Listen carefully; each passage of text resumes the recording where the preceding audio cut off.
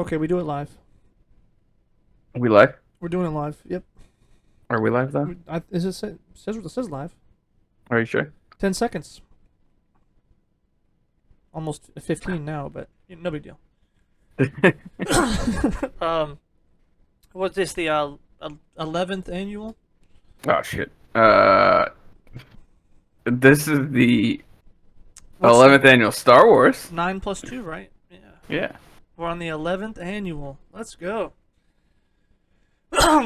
And this movie, dude, let me tell you, It's your favorite, right? out of the final three, yeah, it's still my favorite. It held up from what I remember the first time. I did find more things about it that I didn't like. Um, but a lot of those things were just put to rest almost immediately, though. Um, because overall, I don't know. I think it's the most well made out of all three. Uh, the character is pretty consistent, like throughout. Even Finn, he had a couple lines I didn't like, and there was a couple moments we'll get into. But overall, all the characters felt pretty good. The action was great. The pacing, it was like, yeah, we're doing this, and it makes sense why we're doing this, and the action kind of just kept on going. Um, Only a couple of jumps and like leaps and like character behavior or whatever. Not too many. Um, and then visually, it was fucking awesome, right? So, yeah. I just felt a lot of the what they wanted to be a payoff just felt cheap. Like they didn't earn it. Like what? Um Shit, I can't remember any specifics. So when we talk about the movie, I'll probably remember the specifics, but Gotcha. I just remember a lot of the payoff moments. I was like, oh, this would have been great if this was established earlier, but Oh, I see. I can't see. remember. Um, Uh, okay, I could see a couple things like that. Yeah. Um, and there was a couple ones that I had issues with because it did feel like a leap or a jump. Um, which I I would say was like, none of it felt like a giant leaping character. Like it made sense. It just felt like they were trying to get it or earn something that they didn't put the groundwork in for right, right, and in that's when I say a character. leap. But yeah, it wasn't that it was uncalled for, but I guess based on what I'd seen of the characters so far, it felt like a leap. Um, for example, Finn, when him and Poe's interactions throughout most of the movie, I wasn't a Mm-hmm. big fan of. Because now I will say it was pretty hilarious though when they're on the little sand planet and he runs up and like we gotta get the fuck out of here. Those speeders. I'm like, you're just gonna steal those people's speeders? I thought Yeah. it was hilarious. I was like laughing but still semi shocked. And then Finn was like, "Where'd you learn how to do that, huh?" I was like, "Whoa, that was a little dark. That was a little like standoffish. Like where the fuck are they playing this up? Where did this come from?" They're playing up Poe's backstory that he's not as as good as he seemed since he's now a major character in the cast. He Right. has to have like a dark-ish backstory since Finn was an ex-stormtrooper and Rey is as of this movie the granddaughter of Palpatine. So I see. you can't I'm, leave Poe out. You got to put him in the darkness a little bit I don't mind to it make. because given his Yeah. his cockiness, his attitude, and everything he's had since number one, Mhm. sure. The backstory seems super legitimate. Made a lot of sense to me. Yeah. Um, so I wasn't even like his story. I thought was great actually. Him and that one chick. Oh my gosh, their chemistry and stuff too was great. The way it was written. Oh, that was good. I like the character work and I Now, liked dude, I'm her. shipping them too. Then Um, you get back together. By the end, the little nod he did. He looks at her. Huh? Huh? She looks at him. No. But they never spoke a word. I wish she was established in the last movie. That's the thing is like a lot of what is in this movie, I wish was established in the previous movie, so that whenever we get the payoff later for their character arc, it feels like it was already like Right. it was planned, right? But it Right. Right. wasn't. It was like they added it all in this movie because the last movie didn't have like much of anything going Right. on. Now that makes sense because I do when I noticed it, I was like, huh, this feels like it's much too short, but I love it. It Yeah. was like I'm along for the ride. It's so good. Um, and that was kind of my entire impression of the movie, with excluding a few bits. Every time I would notice something, I just wouldn't care because it almost gave me the Naruto syndrome. It's like, well, you do know that doesn't make sense, right? Or this didn't do this, and I was like, shut up! Just how cool this shit is. um, so for a lot of it, that's how I felt. So I guess I didn't, I didn't critique that as much, but you're definitely right Hmm. that like a lot of those things just came out of fucking nowhere. Hmm. And I made a little bit of jump in my head because based on Finn's historical character, we don't know we don't know a lot, but Yeah. when he talked about the resistance, he did, have them in some regard. And I don't remember him regarding did he interact with Poe at all in the yeah. Yeah, the first one. I take it back. So they've had a bunch of interactions actually. Hmm. We never got that because I my Ray and Poe didn't really have that much interactions, but the right, way that they were interacting with each other in this movie is like they have this relationship where it's kind of strained because he's she takes his stuff for granted and he takes her stuff for granted. Like they talk like they talk all the time, which is weird because him and Finn should have that where they've known each other because they actually have talked to each other in every single movie, whereas Poe and right, Ray didn't fucking meet until the end of the last movie where he goes, "Oh, hi, I'm Poe. We haven't met yet."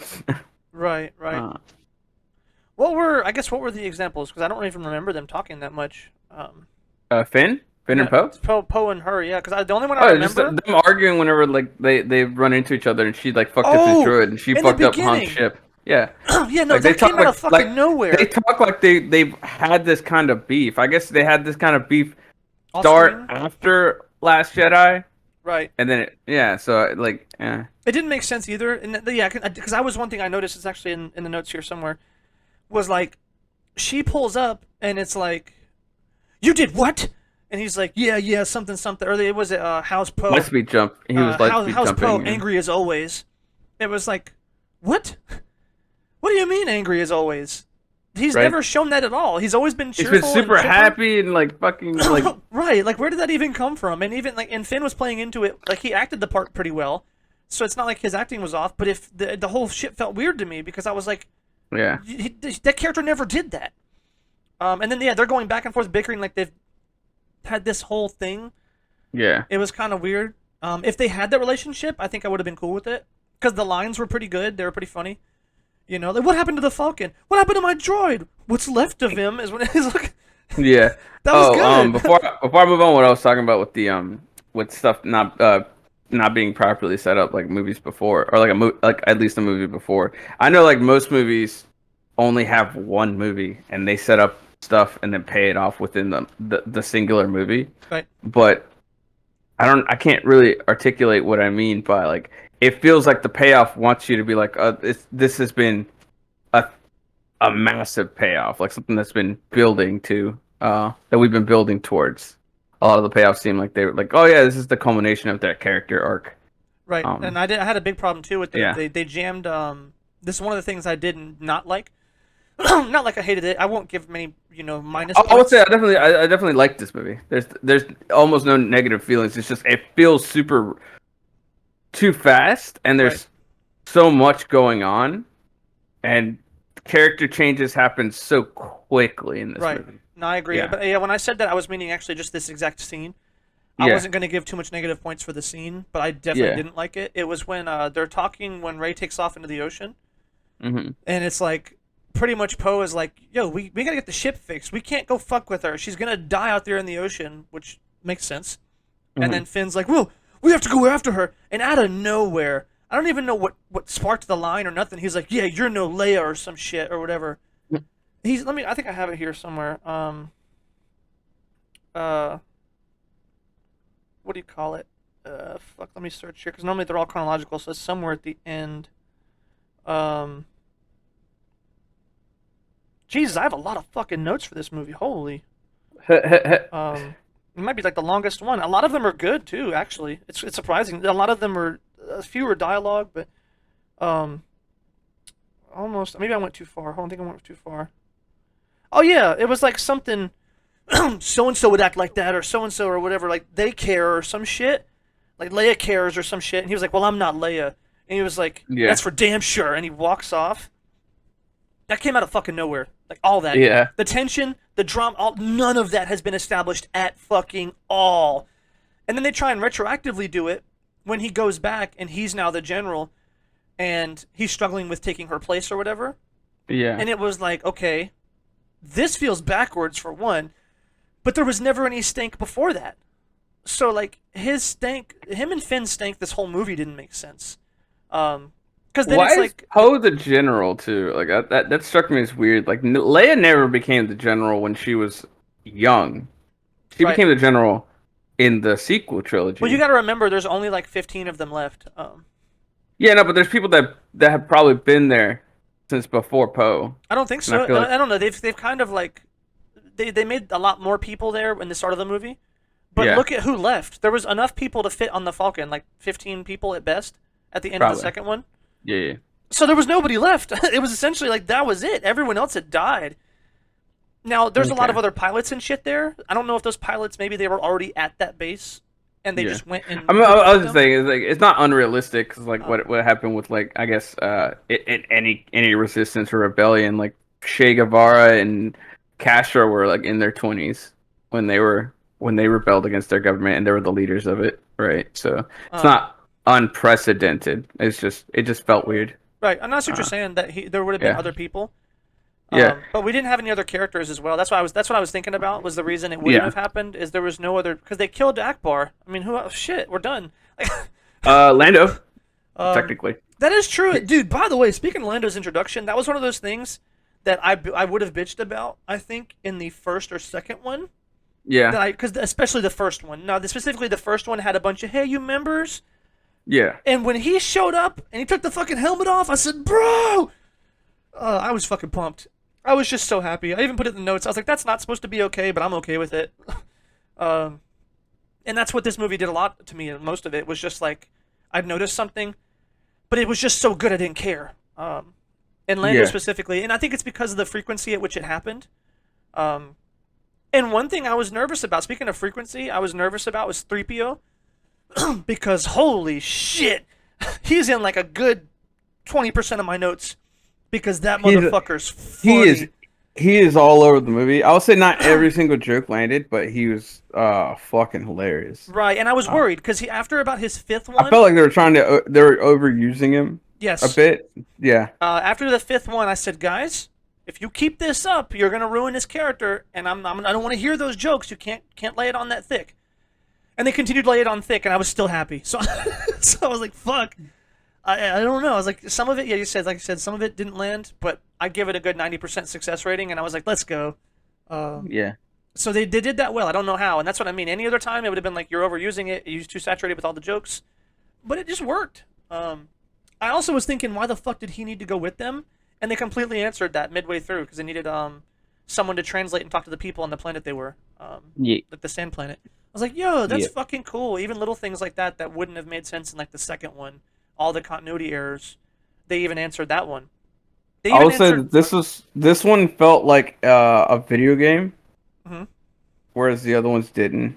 Because of the whole MacGuffin looking for like they're looking for one for a MacGuffin. They're doing like a bunch of side quests or not side quests, like a bunch of main little quests, retrieval quests and stuff. We gotta find this. Oh, we need to make sure we bring our C3PO or our droid that can translate and all this stuff. Like it felt very like KOTOR mission esque. Um, Right. and I was like, that seems odd, but it wasn't bad. Like I'm just it's just odd compared to like the other ones actually felt like they're trying to be a movie, and this one felt like it was like adapting a video game storyline rather than uh being its own thing. I guess when I Um, saw that, I saw it a little differently. I saw it like more so that they had things to do that pushed the plot forward that also were integral to what everyone else was doing, so it made sense. yeah. Similar to like what pushed everyone forward in four or no 4 and 5, I guess. In 4 and 5, no matter where they went or what they did, it was all in relation to their interactions with the bad guys. Their when they went to the Death Star, their interactions with whoever they needed to be, like him going to fucking planet with Hmm. Yoda. Everything they did made sense for like what they were trying to accomplish, and it never felt like it was, I guess, off to the side. And it felt Hmm. similar in this one. It did happen a lot though. It did. I will say, like, it all felt fine to me, but I think it happened with enough frequency that it may stick out more than other movies because it was like 4 different mini arcs Yeah. of we're doing this now. Now we're going here. Now we're going here. Normally, a movie is only going to have 1 or 2 of those. This one had, I think, Yeah. maybe three max, four, 3 or 4 Yeah. max. But they all felt great, so I didn't care. or else it would have Yeah. felt. They wrote a fine line with this movie, and that's I I like the think. planets they went to as well. They were pretty good. Yeah, they Um, were, dude. In stark comparison to what we were talking about with Solo, yeah. everywhere they went, and that's what I mean, right? We went to what's his name's girlfriend's planet. We were there for what 5-10 minutes, and I knew everything I needed to know about that place. I knew that what the how the First Order was acting there, how the people were. We got a lot about him, how he used to be there, his girlfriend trying to escape. All this, so much shit in such a short time personified the shit out of that planet, and it was like you could have done so much better to like something in for Solo. For anybody who's been watching, that's why I bring this up. For anybody who's watching the whole series, that's what we were talking about. And when I was mentioning it's kind of a vague thing when I was mentioning it in Solo, I was like, these don't really feel like good planets or like Star Wars planets, you know? I didn't really have a good like example. This movie is a Hmm. great example in contrast um, to like what you can do with a short amount of time on these planets to help them be personified and interesting, or even the characters they speak to on those planets. Because I love the fucking droid Smith. Holy shit. Um, that little droid Hmm. Smith was great. And when he spoke English, Yeah. that was made it better, dude. Like, like that shit was so good. I don't know. All the characters in this movie were fucking awesome. But The what was that? What was that one droid that they found on? the Dio, Yeah. fucking Dio. I He forgot it was was hilarious. great, dude. Nah, another thing this movie did phenomenally well was the feels. Holy shit, dude! That's why I say it's like Naruto. It's because every time I would start to critique, they would just fucking punch me in the gut, and I'd want to cry. And I was like, like holy shit, man! Uh, I didn't really. I didn't really feel any feels in this movie. What, Uh, bro? When Chewie lost Leia, are you oh no, no, serious? I'll tell you right now. When Chewie did, but any other character stuff, I was like, might just be in my brain. I'm like, she's not dead. Whenever like they mentioned Dude Bro's Poe's girlfriend's planet that Mm-hmm. they blew it up or whatever, they killed all of them. I was Right, like, and then we had that moment with Poe. I'm like, she's not dead. I don't care. right. um, but See, when Chewie screamed, like what was it? Chewie and C-3PO's actors, and I'm glad they still had the same actor since the fucking 70s. right. Um, Chewie's actor fucking killed it. When his I don't know if the guy who walks around as Chewie also does the Chewie noises, but holy shit, when he screamed, Oh yeah. I said, no, you can't, man, he's Uh, taking everything from my boy. right. First But Han, he was then the only one, Leia. yeah. Like, oh my god, it's too Luke, much. you That shit forgot is about Luke. too They fucking took his much. Luke. Luke was also his buddy. Luke, yeah. So he lost Han, then he lost Luke, then he lost Leia. Like, he has nothing. That's all he's had. He's had Han literally since the dawn of time we met him in Solo, Yeah. and then after that, he met them.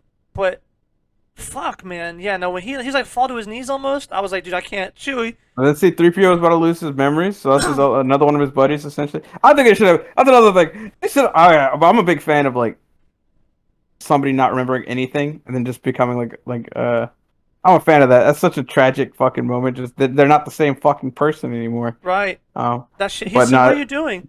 Looking at R2D2 one last time just at had my a fuck. They friends. just played it for comedy, and then R2D2 just had a backup, and I was like, it's fine. It makes sense. It's a droid. Yeah, whatever. Right. But Now the moments before that, I was allowing it to pass because of that. yeah. And they shouldn't have said something about R2 early on. They should. Oh, doesn't R2 back up your memory? They should They're have never probably too said that. scared that if there's not a setup for it, people will be upset. I Good. think that's fine. If it's in the same movie, if it's in the same if it's in the same movie, you don't really Yeah. need You're like that's supposed to be like that's you're supposed to supposed to hurt. feel sad that Yeah. like C-3PO is dead, and then all of a sudden R2 is like, I have a backup. Right. That's something that makes sense. They're droids. Of course he has a backup. Right. Yeah. You No. don't need to That's set up that he has a backup. right. And it Uh, undercut the whole thing because then you know that even if he doesn't have like a good backup, he's gonna come back in some way. yeah. So they undercut their own gut punch. It still hit me Yeah. though. He said, what are you doing?" or something, taking a last look I, at my friends. yeah. I fucking died. I said, "Damn it, 3PO, no." Well, they played it for jokes, even like after. So I felt like it was undercut because whenever he was like, He's like, wait, I think I found a way we could do this without. Right.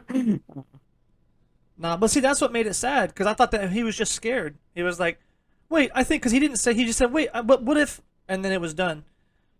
It sounded like he was just I trying. Like he was the like, way he couldn't the commit. way he was talking didn't really seem like it was trying to be dramatic, and the way they cut him off felt like it was supposed to be a joke, like a punchline. Let's see. Uh, Let us know in the uh, comments because I don't. I guess I never. I don't know. Right? uh. I caught it I mean, differently. it's So also like interpretive or not interpretive. What's the word? it is a droid, right? So Um, they don't speak with that pe personality. well, I was about to say that it can be like I can't think of the word, but it can be felt either way by Oh yeah. whoever's watching it, right? I guess. Uh, And even before when they leave, it was like, what do you say? Some shit. When R2 was talking to him, oh yeah. he was like, yeah, he said, Serpio, he said, in the event I don't return, I want you to know you're my best friend, R2. Oh my fucking god. I couldn't handle that shit, dude. Like, whew. Did R2 say something snarky? Oh, so I feel like he said something snarky, I and think then he just fuck made it. a joke or laughed off. He laughed it off, you know. Yeah. Which is, I you know, don't it's know par for the how course. 3PO reacted to what R2 said after that, Yeah, I don't remember uh, R2 having something that important to respond with. but the hell was I about to say? Oh yeah, yeah. But the jokes that came after were fine. Like whenever he wakes up and he's like, "Hello, I am C3PO," and then like talks to him like he's never fucking known Right? these people. Those are fine because those make Dude, sense. Because he's he said, yeah, he said, oh, what is his name? Fritz or whatever? He said, oh, yeah. and Fritz made it. He said, oh, Fritz, that's my oldest friend. I said, no, fucking 3PO, no. Because this is oldest memory. So that's oldest friend. Oh my god, that shit was But so when Poe's talking to him to hurry the fuck up or some shit, he's like, I don't. You shouldn't talk to people that way that you've just met. right. Bro, I love it. He's like, they're on the planet. They're all trying to run for their life. He barely makes it to the speeder. Don't worry, guys. I made it. I mean, so funny. Don't worry, I made it. Nobody gave a fuck, bro. Poor 3PO, dude. Oh my god. Do Yeah, we give a fuck? that shit is fucking phenomenal, dude. And but Uh, yeah, even the little feels moment. They're not like big feels, but even the little when they brought the little droid back to life, I was yeah, like, he's so adorable. I love him. And then Ray went to go talk to him, and he backed up like real quick, yeah, like he was gonna get like a dog that's been beaten. That yeah. shit got me. I was like, oh, he's got trauma. That poor little baby. Poor little droid. That shit got me. So even those little details they did, that shit was They always good, do good with the droids. I don't know what it is. The droids are always good. I don't know what the hell they're doing wrong with like characters. right? Even BB-8 grew on me actually. I I changed my tune about BB-8 after rewatching this whole trilogy. Like just the first one. As soon as the first one, I was like, you know what? I dig him. Right. Um, He's grown on me a lot more definitely than I remember him. So maybe that's just like it it you're did not he. R2 syndrome. I guess, but like that didn't happen to me with K2SO. I liked him immediately. That's true. And I Uh, love the fucking what's her name droid, the bad bitch droid. yeah, the one from yeah, the solo movie. Yeah. Um, Um, that makes sense. Well, those are people though. Those were I mean they were droids, but they were people droids. You know, I guess yeah. they were more well personified and spoke They're English. C3PO droids Yeah, rather yeah. than R2D2 droids. Right. Because Uh, you have to do a lot more, I guess, work or a lot more personification with an R2 style droid. yeah, That maybe BB-8. I don't know. He had it, but I think a lot of it is just hate. I don't know. I think it's just genuinely like that's not R2. Um, I still don't like his ball design though, so that didn't go away. yeah, So between the ball design and then it not being R2, and then how heavy they yeah, laid on the jokes, they laid the personification on too much in number one, I think. yeah. So it felt like you're shoving it in my face. So I think a lot of it, I guess it was like a combination of those three things maybe that Hmm. led to a sour taste. Okay. Because he felt a lot more natural by the time number two and especially number three rolled around. I'm like, yeah, it's BB-8. It's par Yeah. for the course. And it was like, well, why wasn't that par for the course in the first one? You know what I mean? So I think there's something to grow with maybe. Hmm. Because we talked about that too with certain anime intros, right? It was like we remember this certain intro not being that good. Turns out the Yeah. shit was great. It's like why wasn't it great the first time? It was like, oh yeah, that was off the back of We Are. So of course that Yeah. shit's not gonna be good. Like, so we were off the back of R2 and fucking and 3PO. So it's like anything else that's even comparable, unless it's better, it's going to be air quotes worse, I think. Mhm. And it was different. So different's always worse, right? That's almost like a guarantee. Yeah, Um, listen our minds. Yeah. right? Yeah, like yeah, that's just like a sad part of human nature. um, but yeah, I was see, 4 seconds in, I actually did have a problem with this movie that immediately went away with everything else. Mm-mm. Which is funny. That's why I remember so fondly of this movie. And it was like the dead speak, and then it talked about Palpatine. I was like, what? We just left with Kylo taking reign of everything, and the First Order doing who knows what, and Kylo doing who knows what in his reign and power across the entire galaxy. I was like, there was so much of that. We need to know where his story is going and what the plot's going to take, with the Resistance being pretty much empty with 15 people left. I was like, what? None of that. They didn't even bring up any of that in the little scrolling text. Yeah. And I was like, what? And Palpatine didn't exist in the first two movies. He wasn't there. So, like, you're just kind of telling me that. That you know of. Dun dun Yes. dun. Right. And retroactively, I'm cool with it. But as an intro, that was a weird way to start your movie. With that intro, like the yellow screen part. But then it was Yeah. like, what do you call it? Uh, and Leia sent her secret agents to go spy on them or something. Where the fuck did she get agents? Like, there was nobody left. They all died. They wouldn't even, and other people wouldn't even come to help them at the end of the last movie. So where the fuck did she get agents to infiltrate the place and they're like have a whole base of operations? It just seemed a little bit like jumpy from considering what the last one left. And then it was Mhm. like Kylo is raging to find and destroy Palpatine. And I was like, what? Why? He's a whiny little bitch, so it's not out of character. But why does the movie pick up like that? Like, the entire yellow text scene kind of made me feel like weird about where it left the last one and the continuity and everything else. And then not even 2 minutes later, the next note that I have right after all that complaining. Yo, this intro's cool as fuck. He's just killing all those guys. Whoa, this big ass base is cool. The ship is cool. The red storm space is cool. Palpatine is cool. I'm invested as It was a fuck. very nice. It was a pretty cool sequence. After, Like immediately, they just the cinematography, the landscapes, the even the choreographed when he was killing all those guys. Everything in the next 5 minutes was so fucking good. I forgot about everything else. I was along for the ride.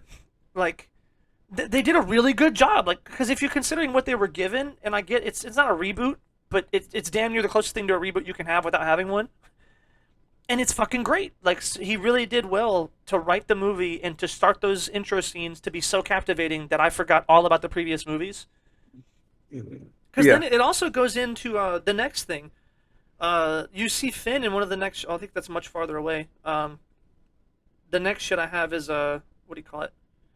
Well, actually, before that, did he lift all those ships up with the Force? uh, it was unclear. Cause holy shit, you know how fucking strong that guy had to be for that. Like, He was connected to all the Sith throughout time, right? That's what he said. yeah, that was a weird thing too that I'm cool with, but it felt weird when the Jedi did it. And I don't know why. Yeah. I don't know why I draw that line. If you're gonna believe in magic, Well, because what was it? This is something that I criticized in the last movie that I meant to address at the beginning of this video. Mhm. I was very critical of the weird Force location in the what was dark it? hole, the Anakin. dark hole thing. Yeah, the weird cave in fucking Luke's island that he was Right. hiding on. Because I was like, we have established, I think, episode 5. There was like weird areas. Oh yeah, Luke where went the into a Force. weird dark side cave, didn't Yeah, he? he went to a weird dark side cave. Um, Huh. We didn't question that at all, And- did we? no, Then why was it so bad when she did it? I don't know. Maybe because they made such a big deal about it and made it seem like it was very important to the plot, but it kind of wasn't. No, maybe you're right. Because what the thing is, they made it seem like it was a different dimension, or that Yeah. there was a darkness that lived in there. Because even the way the Yeah. cinematography was, you saw it was above the hole, and there was a Yeah. black darkness in it, and even like the weeds that were growing out of it looked like they were going to How suck you did in they and do it kill you. in Empire? They stumbled across it, and Luke was like drawn to it, and Yoda was like, "Don't go in there." Yeah, Only he was darkness running in will the you woods. find. Um, Only darkness will you find in there. And then and then he saw Darth Vader, so it's like whoa, and it's like he was having a force vision inside the cave. That was like the most it ever was. It wasn't like some Right. it wasn't as extravagant or like crazy as Ray's. It was just I see a person and I cut his head off, and it's me in there. I am the dark person inside. What the Right. hell does that mean? So Right. And I because think it it could be wasn't played up. so yeah. Go ahead. Oh, because it wasn't so played up and stuff like Right. that. That it was yeah. They pretty much did it in a situation where it was like, it felt to me like in the forest, he was just Yeah. running through the forest when he said, "I'm going." He was just running aimlessly in the forest. And then he saw a snake and he found like a dark area, but you could attribute it almost to like a hallucination. Or like, you see images in the fog or whatever. It was definitely mystical, but it was never on the nose. Yeah. And I think a lot of things like that, especially in older movies, they did have a lot of that. And it's funny because a lot of it was either special effects limitations or something. Right, there was usually some reason why they did it that way. But those Yeah. are oftentimes are somehow the best scenes because when you flesh those scenes out, they get worse. And I don't know why. I don't know why they get worse. Maybe it's just they're not enough thought put into them or something. Um, but somehow, and we talked about this before. I think I don't know if it was on one of these or if it was just in person Okay. about like Okay. how books or even video games that are 2D oftentimes portray shit better than fully 3D shit. Um, I think that anyway because your imagination picks up the rest. So anything is going to feel right. It's going to feel continuity in your head. That's English. It's going to feel contiguous in your head. It's like, oh yeah, that makes sense. This, and this. You're going to make those leaps while watching the scene. But when you make something so explicit, but then it's not explicit, it breaks continuity, right? Because that hole was pretty much made to be this explicit, crazy ass shit. But then she fell down there and it's just some water. And it's like, well, then they turned it into a whole acid trip after that. Um, which also too, I think if you look at the crazy fucking all different dimension with all the mirrors that she went into and can control her body and everything, Yeah. that was lucid. That was extremely lucid. Luke's he was still in the same forest he was in. He just saw a foggy hallucination of Vader, sliced him, freaked out, and then opened his eyes, and he was still in the forest where he was the whole time. You could just say, oh, well, that's in his head. He just had this weird thing in his head because of the force and how strong the force coagulates in that little area or whatever. But hers was much farther. Like, hers, you have to make bigger jumps in logic to rationalize it, I think, as a viewer. Um, Makes sense. Makes sense. Yeah. Um, but, yeah, I don't know. Also, the Final Order, come on, dude. That name sucks. But he's the one who did Order 66. See, it No. all comes from. No. I don't give a fuck. I already didn't like the First Order. I like the Final Order even less. God, dude. Yeah, I agree. That shows up. But about the before we got into the dark Sith Mhm. or dark Oh yeah, side, all of them at once. strong Probably. dark side locations. The reason why I think we bought the Sith all being channeled into Palpatine is because that area, right? It was like it's supposed to be like the edge of the galaxy. It's the darkest reaches. It's where the dark side, um, not coagulates. What was the word I'm looking for? I can't speak English today. All my words are gone. But it's where all coalesces. It's where like all the darkness and hate coalesces. So like okay, sure, fine. We established dark side caves exist. And so there's areas where the dark side of the force is felt really strongly. So Right. if force ghosts are a thing, then I guess the Sith can also do that, Sith and they ghosts. can all Sith ghosts, and they're all but they go there specifically, and That makes um sense. there you go. All the Sith are inside Palpatine, I was also thinking too. It's a very because he's Sith there. thing to do. Yeah, Because I think that's why I drew the line when it was like when Rey said, "Oh, the Jedi are in me." I was like, "No, fuck that, and fuck you." I just did not like it, but I was like, "Why is it okay for Palpatine to do that?" Because it's a very Sith thing. Because if those other Sith were around, whether or not it was by their own will or otherwise, it would yeah, make sense that Palpatine would steal all of their power to grow stronger. Also, given how fucking ungodly powerful Palpatine is at this point, it looks to me like if the Force was like a reservoir of power you could draw from, he's been stockpiling that shit for years. Yeah. Um, so it looks to me almost like that made even continuity sense based on how they've been expressing their characters. And that would Hmm. also, too, make sense of why people are born with bloodlines that are powerful. Because of the fact that I don't know how, midichlorians or what they're going to explain it as, but we're just going to call it some power reservoir. If you have all that shit in you and you have a kid, well, kids literally take your life force when they're born. You know what I mean? Probably more so Hmm. from the mother than the father, but I guess you could make the stretch that DNA wise or something that you're going to be able to pass that on, which would make sense why like Luke was so strong, considering how strong Anakin was. Yeah. But and then you like Leia wasn't nearly as strong, so Leia must have gotten a lot of genes and shit from or not Leia, yeah Leia. She must have got a lot of genes from Padme. Yeah. So there is maybe something to that. That no matter how much you stockpile, it can kind of pass it on. Which doesn't make a little bit of sense because I did have one issue with this, but again, I'm not going to nitpick because fuck, there's such an amazing movie considering what he was handed. Um, but what like Palpatine's son just fucked off, like, and didn't have power. He didn't show any express power when he was in the scenes. We didn't get very much screen time, but then I was like, it just all coalesced into Rey. But I don't know what was he abandoned? Was he like a Palpatine was slaying hoes back in the Senate, and he didn't? He was an Yeah. illegitimate child. So I don't know the history of where that kid came from, but either way, maybe if I'm going to follow this logic to explain why the fuck Rey is so powerful, it would be that obviously Palpatine had been stockpiling a shit ton of power. So then he has a kid who doesn't use any of it because he's like maybe he knows who his dad is or doesn't like it or whatever. He's hiding from the Force because Hmm. he was clearly on the run. He knew Yeah. Palpatine was coming to kill his daughter or kidnap his granddaughter. So he could have been hiding or not using his Force. So then almost all of it went into Rey because Yeah. he didn't use any of it. And that's why she's so fucking strong. She would have shown that earlier in her lifespan, I guess. I'm not going to go into the whole details. This is all fan fiction anyway. Yeah. But I think that some of that would make sense if we're following this. But back to the main shit was that yeah, Palpatine, if he could find a way, and I think other Jedi would even or other Sith would do that, right? If you're a dead and you're a Jedi or a Sith ghost, fuck it, give him the power. He's an evil shit just like I was, so he'll kill all the bad guys for me. Bad guys being the Jedi in this case. Hmm. So like they would be okay with it. Um, Yeah. so it's like it's just not uncharacteristic. But for the Jedi, it seems extremely uncharacteristic. Like they're super selfless. They've never shown anything about gaining or stockpiling power at all. And that's also what I think is funny if you look at even how they draw power from the Force.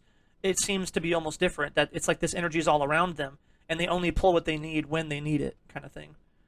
Hmm. Um, versus like that shit. So the idea of them stockpiling power over time to give it to somebody, Hmm. I don't know. It seemed a little weird. I don't want to harp on Yeah. these things too much because these are the kind of things that people always focus on. You can watch any review out there, and they're going to notice all Yeah. these things. So I don't want to make it, sound like it's like trash in the movie. But these things do need to be addressed, right? Because even the diag in the Force or whatever diode, those Yeah. two they have a special bond that gives them the power to heal anybody or what? I don't know. Well, it's the bond isn't what gives them the power to heal. The I Because don't know what it's not really explained, right but I thought that they always had they just have force heal, right? That's just now something that that's they cool. both Yeah, I'm have. cool with Ray having that. I don't know. People lost their mind about it. I was Yeah. kind of cool with it. It didn't. I don't like force heal as an ability because I don't like healing that much because it just makes everything just it makes it too easy for you to be able to just um mortally wound someone and then go force power heal. Well, it cost their Granted, they life did force, have right? yeah. I said granted in this movie it costed your life energy to do it. Right. Um, but I don't like it as a power in general I see. in Sort of like a anything. personal But bias. yeah, I just don't. It just makes it too easy for you to be able to do a cheap shot and then be like, oh, he's actually healed. Right, and I Well, guess that happened in Naruto at the very end. I won't spoil it because just in case, because that yeah, was a big moment for me. Um, yeah, because that was a big moment for everybody, honestly. That really undercut the shit out of that whole little scene. So I can see what you're saying. If it's done well, like for example this movie, I think I'm fine with it. But I have Yeah, seen plenty, I would say, of examples of where healing just is a get out of jail free card. yeah, Because that's what writers just are incapable, it seems like, of leaving you in a bad place. We talked about it before with 3PO, right? yeah, Before they did anything bad to him, well, R2 probably has a memory backup. Don't be too sad, guys. We don't want to leave you with that. yeah. When Chewie, I knew Chewie was coming back to life. I knew it. And that scene still hurt. That scene This the weird still thing is hurt. I like fake out deaths as it feels different than because if you show a person getting stabbed, then you're like fuck. But if it's a fake out death, like you don't see the person you know that they arrested him, but you're not seeing him physically getting blown up. You see the ship he was on, but you didn't get to see him physically like getting burned or anything like that. So whenever it comes back, oh, he was actually on a different ship. Oh, it was just movie magic. Thank God. But if you see him get stabbed and then somebody runs over and then just heals him, or he gets stabbed and you're like, no, Chewie's dead. He falls, and then they like 10 minutes later somebody runs up to him and then heals him, Right. and then he's good. It just I don't know. It feels weird to me. It feels cheap. Like, Yes, oh, I you was going just to use wanted that me to word. feel like shit. Yeah, you wanted me to feel like shit because this person died, but then he didn't. A lot of Right. times, fake out deaths also they show you like right after, so it's That like was not my that big a problem deal. with this thing is that like the weight of that scene was still fucking with me, even though I knew he came back to life or he never Yeah, died. Right? I was like, why? I yeah. was like, God, because the way the actors did it, like the look on Rey's face when she just screamed out Chewie, I was like, oh no, dude, I can't fucking take this right now. Like it was emotional as fuck. Um, Even Kylo, which also we got to talk about this because he responded later like it was all intended. I loved the actor in that scene because he Hmm. just looked dumbfounded.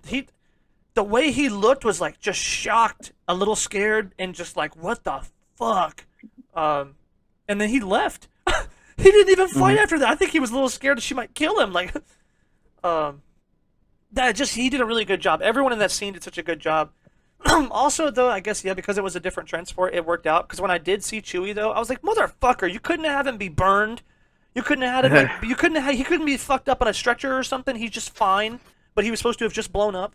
Then like 5 minutes later, they were like, oh, he was on a different transport, or maybe 10 minutes. It was a while later. Yeah, it was a They were while like, later. and I was like, oh, different transport.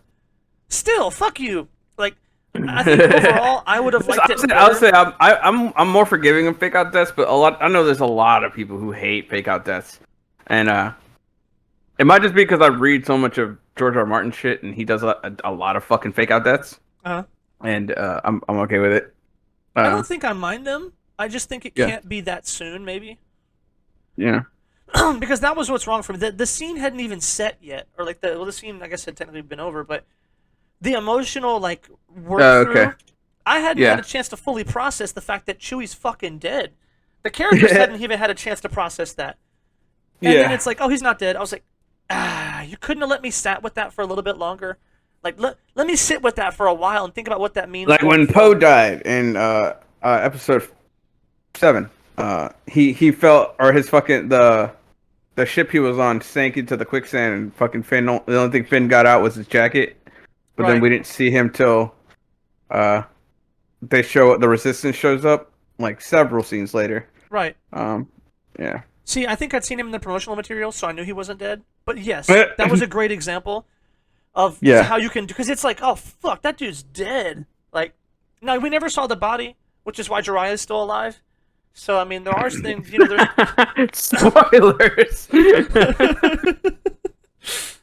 um, so sometimes it's easier to see, but yeah, let people sink in with that, and let it have ramifications on the characters themselves. Let us watch them as the world unfolds without that person, and see how they react to it. And then when they come back, look at the dichotomy of how they've lived without them versus them living with them. And even you could do it if you're going to do it. It should be impactful enough to the story that you have to Mhm. watch how they maybe grow as a person because that person was like a crutch for them or whatever. You know what I mean? Um, but you can't see a lot of that when it happens so fast. But that scene was fucking amazing. Also, when she fucking exploded that whole ship, period. Oh my god. I loved it, dude. And everything this movie did was so fucking theatrical, so exciting, just so good. That even little bits in writing, I'm just kind of okay with. Yeah. Like for example, they really forced and when hey Ray, I have something to tell you. What'd you have to tell me? And then oh, not while Poe's around, huh? And I was like, what? That seems very out of character for Poe. Like, why would he care what those two had to say? And if he did say something like that, it'd be a joke. Because Yeah. he's not dumb. He's actually pretty charming and pretty knowledgeable. So I could definitely see him in that scene. Like, oh, were you gonna confess your love or some shit? Like, or don't want to stay with me around, huh, buddy? And like elbow him. But it was just weirdly aggressive. But their whole beef through this whole movie was pretty shitty. I don't like any of it. Yeah. I like his growth into being a general, and that was supposed to be played off from like the second one into this one, and then him losing Leia and his whole talk with Han or Lando. Yeah. It was really good. Him and Lando's talking, like, that shit was fucking awesome. So his character arc as a whole was fine, but his relationship with Finn was terrible. I feel like this whole movie they're supposed to be buds. Yeah. Finn did really well though. I think overall, ever since I saw him in the beginning, he was like very confident, very secure. He just seemed like he was a solid being, not this weird wishy-washy shit. And I really appreciated that. He had a couple lines I didn't like, but overall, I think that shit. What was Maz doing there, by the way? She's part of the rebellion now, I guess. I, They I never I'm explained. I'm cool with it, but I also am not cool with it because of how she didn't fucking do anything Well, the whole movie. maybe because Leia's actress wasn't really there for any of the movie. Hmm. Um, and so they kind of needed some emotional like stuff to be portrayed with a face that you know they can mold better. Oh, I see. Because she still has to be rendered with 3D, but that she does get mocapped. Right, she didn't do a Um, lot of movement. You can tell just to make it look as realistic as possible. yeah, I appreciated that because if they did any fucking tiny wrinkle out of place, well, fucking CGI's trash. Like, people are gonna lose their fucking mind. So they went the extra mile to never make her move very fast. So like yeah. they can do. I just fuck those. If you're one of those people, fuck you. Well, But there's people Trey, who think it's you really can't talk weird, shit about the and fans. there's people who like are really weird about the like, oh, you're using people's dead bodies as like or dead like dead people's fucking images as fucking actors in place of actors, which is not entirely true because there's an actor who's in place. They just CGify their face, Right, and there's somebody doing their voice, or they're using AI to do their voice. right. It's not something I would condone long term, right? Yeah. Because if there was just movies coming out and it was like Rodney Dangerfield starring in this 2024, it's like no, let that man lie. You know what I mean? Like there's certain um. things I would think it's too far, but for the What about purposes, rap? What about rapping on stage? There's like have you seen that where yeah, people I are think like that's rapping cool. with Tupac? Yeah. That Okay. shit's awesome because it's a celebration of like their music, Yeah. and they're not unless you again. This is where like you have to like. It's where I would probably lean on the side of no, as a person because I Yeah. understand human nature. But in a perfect world, they're gonna just be accurately represented and do what they would have done in their shows, or even have footage of their shows, so they do act accordingly as they did before, and it's all hunky dory. It's when you start getting them to say things they wouldn't normally say, to, oh well, I believe in this, or have like political statements, right?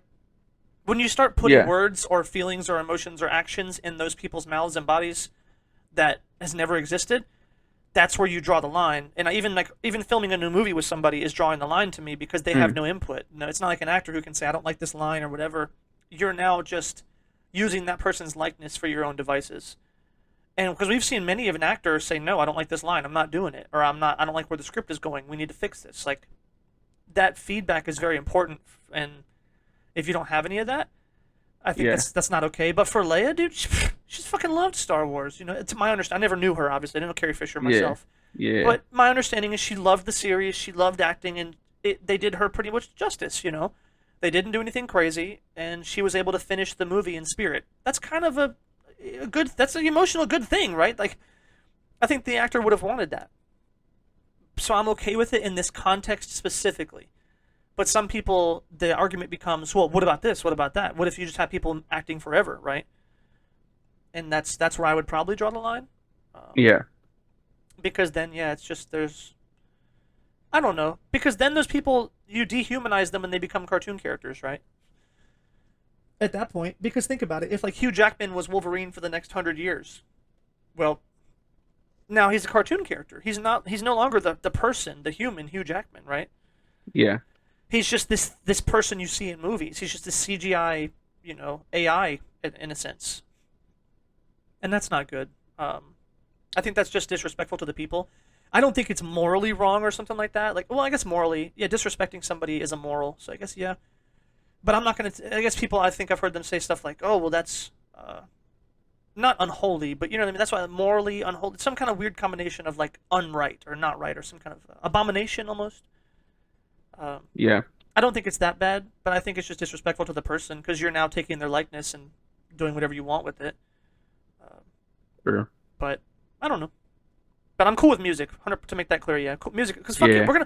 I'm gonna bump their music for the dawn till the end of time anyway, right? Like Yeah. people are gonna be bumping Tupac for 100 years from now. So if they have his likeness and they remember and have it documented what he would do and how he would act on stage, then give us a concert of him 1,000 years in the future. That's fucking awesome. It allows you to relive one of the legends. It's almost like a battle, right? How they have war Yeah. reenactments. Yeah. That's honoring people, I think, in a way. Because you're not Okay. creating new media. That's the difference here. I think that the line draw is Yeah. creating new media with someone's likeness or personality or something. I say as I love the fucking presidential AI things. Those are hilarious. So. Those are fucking hilarious. Also, they're jokes and everyone knows that. Yeah. It'd be like making a documentary of, Obama and it's an AI and CG and they have him do and say things that he didn't sign off on, right? Yeah. That would be more so the line that I think people are talking about or that I would draw it at. But short story long, Fisher was great. I don't know though why she turned into a ghost at the very end. Why she didn't just do that when she died. I said the same thing, but I was like, I weird. think was her spirit attached to Ben, right? Maybe. Maybe she was. Well, I mean, wouldn't she just? If she was a Force ghost, she'd still be. She's still attached to the world, right? So she's. I don't know. Well, now I'm thinking like she actually was like astral projection kind of while she was still like Alive? there. Yeah, I think she was still alive, right? Maybe, but she was in like a No, they said she died. like not comatose, but how do I say it? Like suspended animation. I guess. She was in like a Maybe. suspended animation. I So think her it should, if they soul. did that, they should just put her. Say she fell in a coma or something. I don't know. What did she die of? Did you even mention? No, that was also weird, but it made me think of like what Luke did when he died. Yeah, but he died using the Force or Yeah, I think that's something. what I'm saying. I think she did that. I think she was like, she knew that this is the last chance she had to save Ben, so she Hmm. like took her soul or spirit or force spirit and like put it in him, Mhm. and helped calm him down in a way, or like kind of like was in Yeah, his but that's body. something we have to kind of make that Yeah, assumptions ourselves. But yeah, but it was because of, but we um, have evidence is because she didn't turn into a ghost yet. yeah. That's what I'm thinking they were going for. That she was using some sort of forced thing. She turned to a Force ghost when he died, right? Right. So I think yeah. So they died together, and I was like, yeah, she kind of bonded with him or something, right? Hmm. But she knew Weird. because even like when they talk about it, they're like, yeah, she knew that this would be the last sacrifice she has to make or some shit. Mm-hmm. So she knew that Weird. she would die when he died, or that she would no longer exist as she would, right? She knew that she was going to bond with him or something, so that she Okay. could never go back to her body, I guess, or she would die when he did. Fair. Fair. I guess there was enough evidence, but it's not explained even if that was the truth. Yeah. But it didn't feel bad. I do like Palpatine though. That foolish princess has delayed my plans or some shit. That line was really good because he just knows her as the stupid princess that ruined the Death Star years ago. Like Yeah. she was just some random girl who ruined all his plans. I thought that's fucking hilarious. Um, Also, did you notice in the very first scene of this movie that Poe looked much older and less handsome than he did in the first one? I mean, it took place like 6 years later, or at least they filmed it like 6 years later, right? Yeah, Or I didn't think it was that long time wise. 4 years later. I lied. Now, towards the end of the movie, he seemed to be much different, like better, more like handsome boy. Yeah. But in the very first scene, I did feel like, huh, it seems like a little weird. I think he's acted. I think the actor for Poe is a lot older than the actor for than John Boyega or Daisy. What the hell's her name? Ridley. Might be. Daisy Ridley. That's not right. I don't know. I don't. What's Ray's actress's name? I couldn't tell you. Oh my god. I don't know any actors' names. Daisy. I only know them because you repeat them enough, and I pick up on them over time. Yes, Daisy Ridley. That just sounds weird. The Riddler. Yeah. Daisy Ridley. Dang, like Oh, the dragon, like the Metro. ah, yes, it's like the Metroid Dragon. That's cool. Uh, yeah, um, that's a weird name. Yeah, she's. I think she's older, or almost. Fuck, damn it. Poe Dameron's actor is older. right, makes Uh, sense. yeah. Also, I forgot. This is also part of the good thing they did with like the first 10 minutes of the movie that really put me on board. Was the chess game with them and Chewie. Yeah, It was he's fucking awesome. Like it really he's was. It was like he's they were bros. he's he's like 13 years older. Oh, gotcha. Yeah. Um, so like they established the characters really well in the beginning. So I didn't care about any of the previous movies because I was just already on board with who they were right now. Yeah. And it was really awesome. The fucking little joke. He was like, he's cheating. He said some shit. He was like, yeah, you're 365 years old or some shit. Um, and then they start to bump into something. He was like, Chewie screams. He's like, sorry, I'm sorry. I know, I know. Like those two together were awesome. It almost reminded me of like Han and Chewie, only now Chewie's the boss, and like he's just like a sidekick almost, like Poe's kind hmm of comedic relief. So that was really good. I didn't like that one line though. They were saying something, and Finn was like, "I was just thinking that." No, the fuck you weren't. Shut up. You were not just thinking that. They're best buds. They're on the Um, same wavelength. What are you talking about? no, Of course he dude. They didn't do that stupid thing in this one where they finished their sentences. So they did get rid of that, but it's close enough. um, but what do you call it? I still don't like Kylo's helmet. It's too short. I think is one problem. I found out more about it because he was wearing it when he walked around a corner, and we got to see the back of it. Yeah. And the back of it looks like one of those World War II helmets. That's about like It's how tall it sits on his head. Um, and it just looked weird. The little cracks with the little molten cracks were cool like the though. front of it. It looks really cool. I don't The know. front of it's pretty cool. It still also blends in with the pilots' helmets though. Um, Yeah. and I don't like that too. That's also a problem I have with it. It blends in with the pirate helmets or pilots, and then the backside of it looks a little weird. So it's just not as intimidating or cool as like a Vader helmet or like a fucking who else wears helmets? Uh, Like a Spartan the helmet even. the Mandalorians wear helmets. Yeah, well, Mandalorian helmets are cool, right? Yeah, the Um, Bobas, the fat the helmets, Bobas. the um, Bobas. so yeah, like there's other helmets that are, even the Stormtrooper helmet's pretty cool. Yeah, It's pretty it's intimidating. iconic. Um, Yeah, I would say they're cool. I never thought the Stormtrooper helmets were cool. I would say they're iconic. The First Order Stormtrooper helmets, though, I think look pretty cool. right. Um, They're more slick. I don't know. right. And I think for as the main bad guy, he needs to have a really intimidating presence.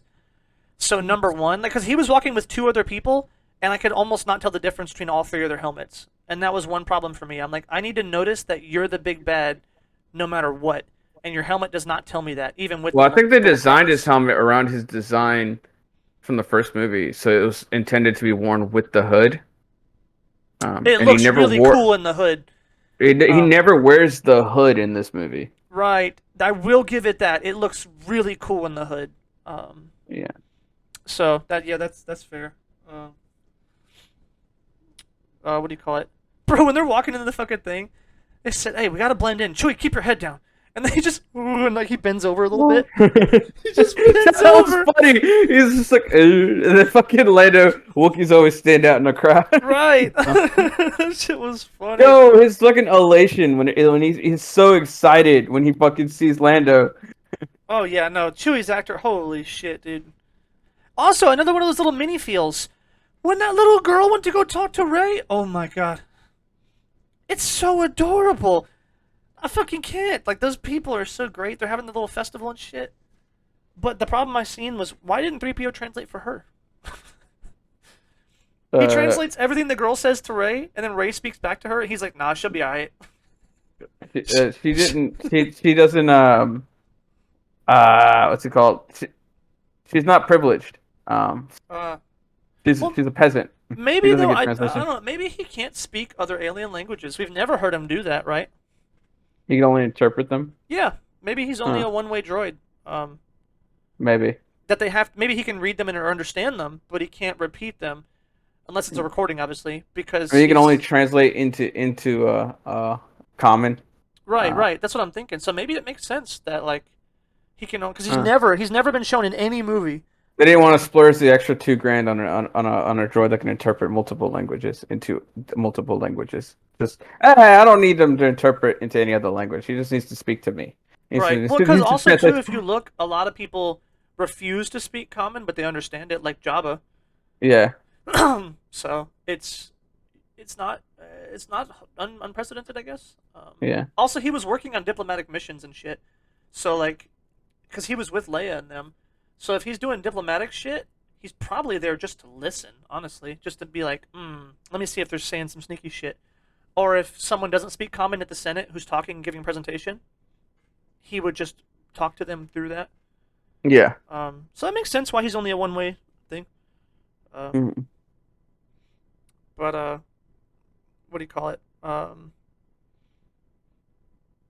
Oh yeah. Uh, Oh fuck. Let me see. We already mentioned that one when like he was being like a real dick. The cool jetpack guys. Fucking 3PO. Oh, they fly now. that was pretty funny. Oh my But that was one that didn't land when I heard him say it. I was like, "What is 3PO saying that?" god. But because he's never really involved in the combat. Well, I guess he just knows their schematics and shit, though, right? Or he would know Yeah. about them. Um, but But I like no, when that was Leia's great. talking to that guy. Ma'am, we haven't heard back word. Why do you have to Uh say it like that? Um, we oh. we're waiting on them to talk soon. She's like, "Can you be more optimistic?" Yes, everything's terrific. It's gonna work out fine. And then he just walked away.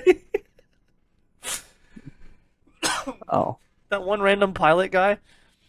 Yeah. God, that shit was. I don't know. That shit Oh. was hilarious. One of the things that did bother me is like scavenged that ship. How long was that ship there for? I think they mentioned it in the movie, but I forgot. But it was a good amount of years, and no one scavenged it. They don't have like a Java equivalent on that planet. Maybe Uh, not. We didn't see anybody there, but their village, yeah, no, but and they're I good find it people. I find it very hard to believe no one on that planet said, "Ooh, that spaceship's been abandoned." Maybe it's I've like seen it. a religious monument. Um, nah, I'll say almost every planet everybody's a fucking shifty, shady character. Yeah, but look at And that then planet. They were all good people. They just went. the They ones went. we saw. They went out of Just your the way ones to we saw. show you that. Oh, just the ones we saw. But it's fine. It wasn't that big a deal. But I was like, really? Is the ship still intact? No one came and stole any parts from it. Uh, When did they it's fine. start calling Kylo Ren? Because midway Uh, through this movie, they're like, "Oh, Ren," or "She's with Ren," or "Ren's coming." I'm like, when the fuck did they do that? I don't know. Have I they think always? they They've never always. done that, right? I don't recall. And I thought maybe I missed it, and I usually miss those things. But yeah, it felt weird. Um, Look, they always call them Red. but when he showed up, he was gonna run that Did bitch she call him over. Kylo in the earlier movies? Yeah, I think I they don't called think him she. Kylo or Kylo Ren, both words.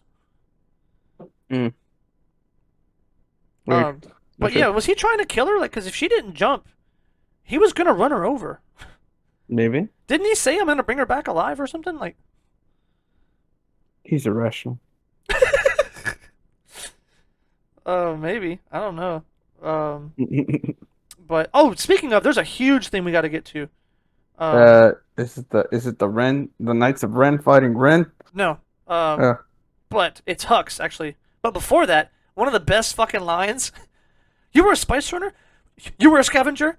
You were a stormtrooper. We can do this all night. yeah, That shit was fucking funny, bro. yeah. um, but It was alright. fucking P's great, dude. That fucking Poe's so good. His girlfriend's so good. I need more of them. Um, but oh yeah, the good guys are obviously gonna leave. I don't know why she wouldn't just leave with them. That was kind of weird. It was like Because we here. had to have her die, or at least false die, so that Poe has a moment where he feels sad. Yeah, but we didn't Uh, get that. I actually forgot about her when that planet got blown up. I literally turned to Helio. Was like, she's not dead. She got off it. She's gonna show up whenever there's a giant cavalry, because there's always a giant cavalry shows up at the end of big battles. So, True. Has to. uh, Even and sure Endgame, enough, that she showed up. right? uh, uh, Yeah, it's because we didn't get post reaction or nothing. Like that's what's weird. we Like, did, yeah. we did, Oh, did we? yeah. Feel What like a little happened? tiny moment of silence, and he was just like, "Oh no!" Whenever they mention it, and he said, he didn't say, I can't remember what he said. He might have said something. He might have just looked down and looked sad, and then he just remembered, I need to finish the fight, and then he just had a moment of like uh a peace, and that was it, and then just They returned never back to the told fight. anybody though, did they? Because he was like, he said destroy a known planet or something, like to make them feel bad. That's what Palpatine said. So they blew up that planet, and then no one I responded. remember distinctly that some there being a moment, but I could be wrong. I Maybe, and don't maybe if there was, it was so subtle. I didn't because I don't remember anyone saying, "Oh my God, that planet's been blown up." Like no one ever told anyone else, and they were in different star systems. They would have not known about it. know. I guess I should have watched it a second time because I'm finding very hard to remember details in this movie. Details, Um, details, as Glass would say. right? Um, but yeah, I I'm don't know. pretty Not because not too I sure. remember pausing the movie whenever they showed after Palpatine said it to Rey. I feel like I, did Palpatine say it to Rey? I'm not. Somebody said something about her planet being destroyed, and I remember it cutting to Oscar Isaac's face, and then he looked sad, and then he looked resolute, and then continued So maybe they didn't the fight. mention it It was just like a overtly. random fucking thing. I see. So yeah, maybe they didn't actually mention it. But like it was supposed to be understood that he somehow found out. I Um, guess. fucking still love Poe though. He said, "Can I kiss you?" The cheeky devil. Yeah. um, but yeah, It when they was. busted in, they just raided that ship. Like they didn't sneak on board. I was like, "The fucking alarm's gonna blast." Like nothing. They just hopped off, pew pew pew pew, and just fucking went ape shit when they boarded that fucking plane. Yeah. That seemed a little bold. We'll call it. um, Zori Bliss is the name of Poe Dameron's girlfriend. oh, she's cool. Um, Zori. Random thought I had watching the movie. I wonder who has that busted up Vader helmet in real life. Uh, That's a cool prop that somebody would have in they their probably living still room. have it. What's it called? The studio probably still has it. They usually Boo. keep stuff like that in like um storage units for like if they ever need to use it for something. Boo. I don't like when they were talking though together. It was like this is what I was getting to earlier, because of how fucking like genuinely shocked and a little bit scared he looked when she busted that power out. He said, "I pushed you in the desert because I needed you to see who you are." Yeah. No, you didn't. You didn't push her at all. Number one, you almost ran that bitch over, so you were trying to kill her.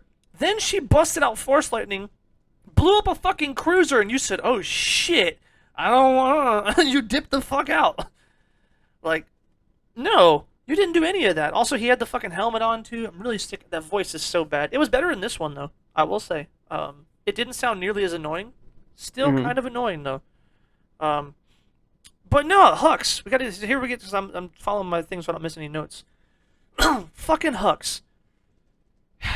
They did his character no justice. Um, because throughout most of the movies, his character's been pretty consistent, kind of a bitch, kind of Yeah. whiny, with a power trip. And I don't like that guy as a person, but I love his character and what he interacts with the other characters, right? So he's been pretty good throughout.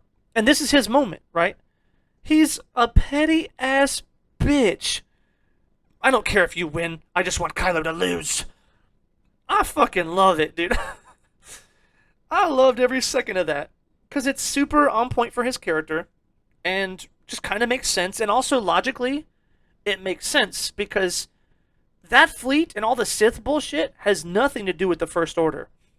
The First Order is ruling the galaxy right now as we speak. Yeah. And that's Hux's fleet, where they made that clear when he was like, "You want my army?" So that's his. So if Kylo and his little Sith buddies just die, that means Hux is the new supreme leader of the galaxy. Sounds like a pretty good plan. Um, so like thematically, theologically, everything like it all made sense why he would do that. So his Yeah. betrayal was fucking perfect. But when he goes back to the thing and he's given his report, and dude just turns and shoots him. They just undercut his entire arc. Like, I didn't like when he first. I mean, I meant to rewatch the scene because I wasn't completely sure if he was smiling. But whenever they're about to kill, was it? It was Finn and Poe, right? They're yeah, about to shoot Finn. Finpo Yeah, and Chewie. yeah. It was about when the troopers were about to kill them, and then it cut away. I was like, all right, they're gonna get saved by somebody, and then Hux is the one who Hux shoots the stormtroopers. I could have sworn he had a big old fucking grin on his face. He said, "I'm the traitor," and like a super big smile, and I'm just like, why? Okay, Granted, the reason why makes sense, but it was kind of like it did his facial reaction, the way his face was when he was telling them he was the traitor seemed right, really off compared to what his reasoning behind being the traitor. The reason he's the traitor is so he can get rid of Kylo Ren, right. which makes Also, his sense. character has never shown that kind of excitement. Yeah. So no, So you're right on that one. He was a little excited about it. I don't okay. remember him smiling too big, but he was excited. He was like, "I'm the spy," and they were like, Yeah. "You're the spy," and he was like, "Come on, let's move." So Yeah. he It bounced seemed back it to seemed himself out pretty of yeah. It quickly. seemed really weird. It was. It I was was like, no, he's gonna join the good guys, and I'm like, oh no. yeah, no, that But one line he was a didn't do little bit, that. but Yeah. outside of that one line, the rest of the scene was great. Until they just completely undercut his whole thing and killed him Yeah. because it didn't make any sense. Now I knew you had to get rid of him, maybe for the story's sake. I also love Yeah. his new direction, and he helped the good guys or whatever. So his arc was cool, but that guy would have never known that. You know what I mean? Like, at Okay. least people have been shown to be dangerous.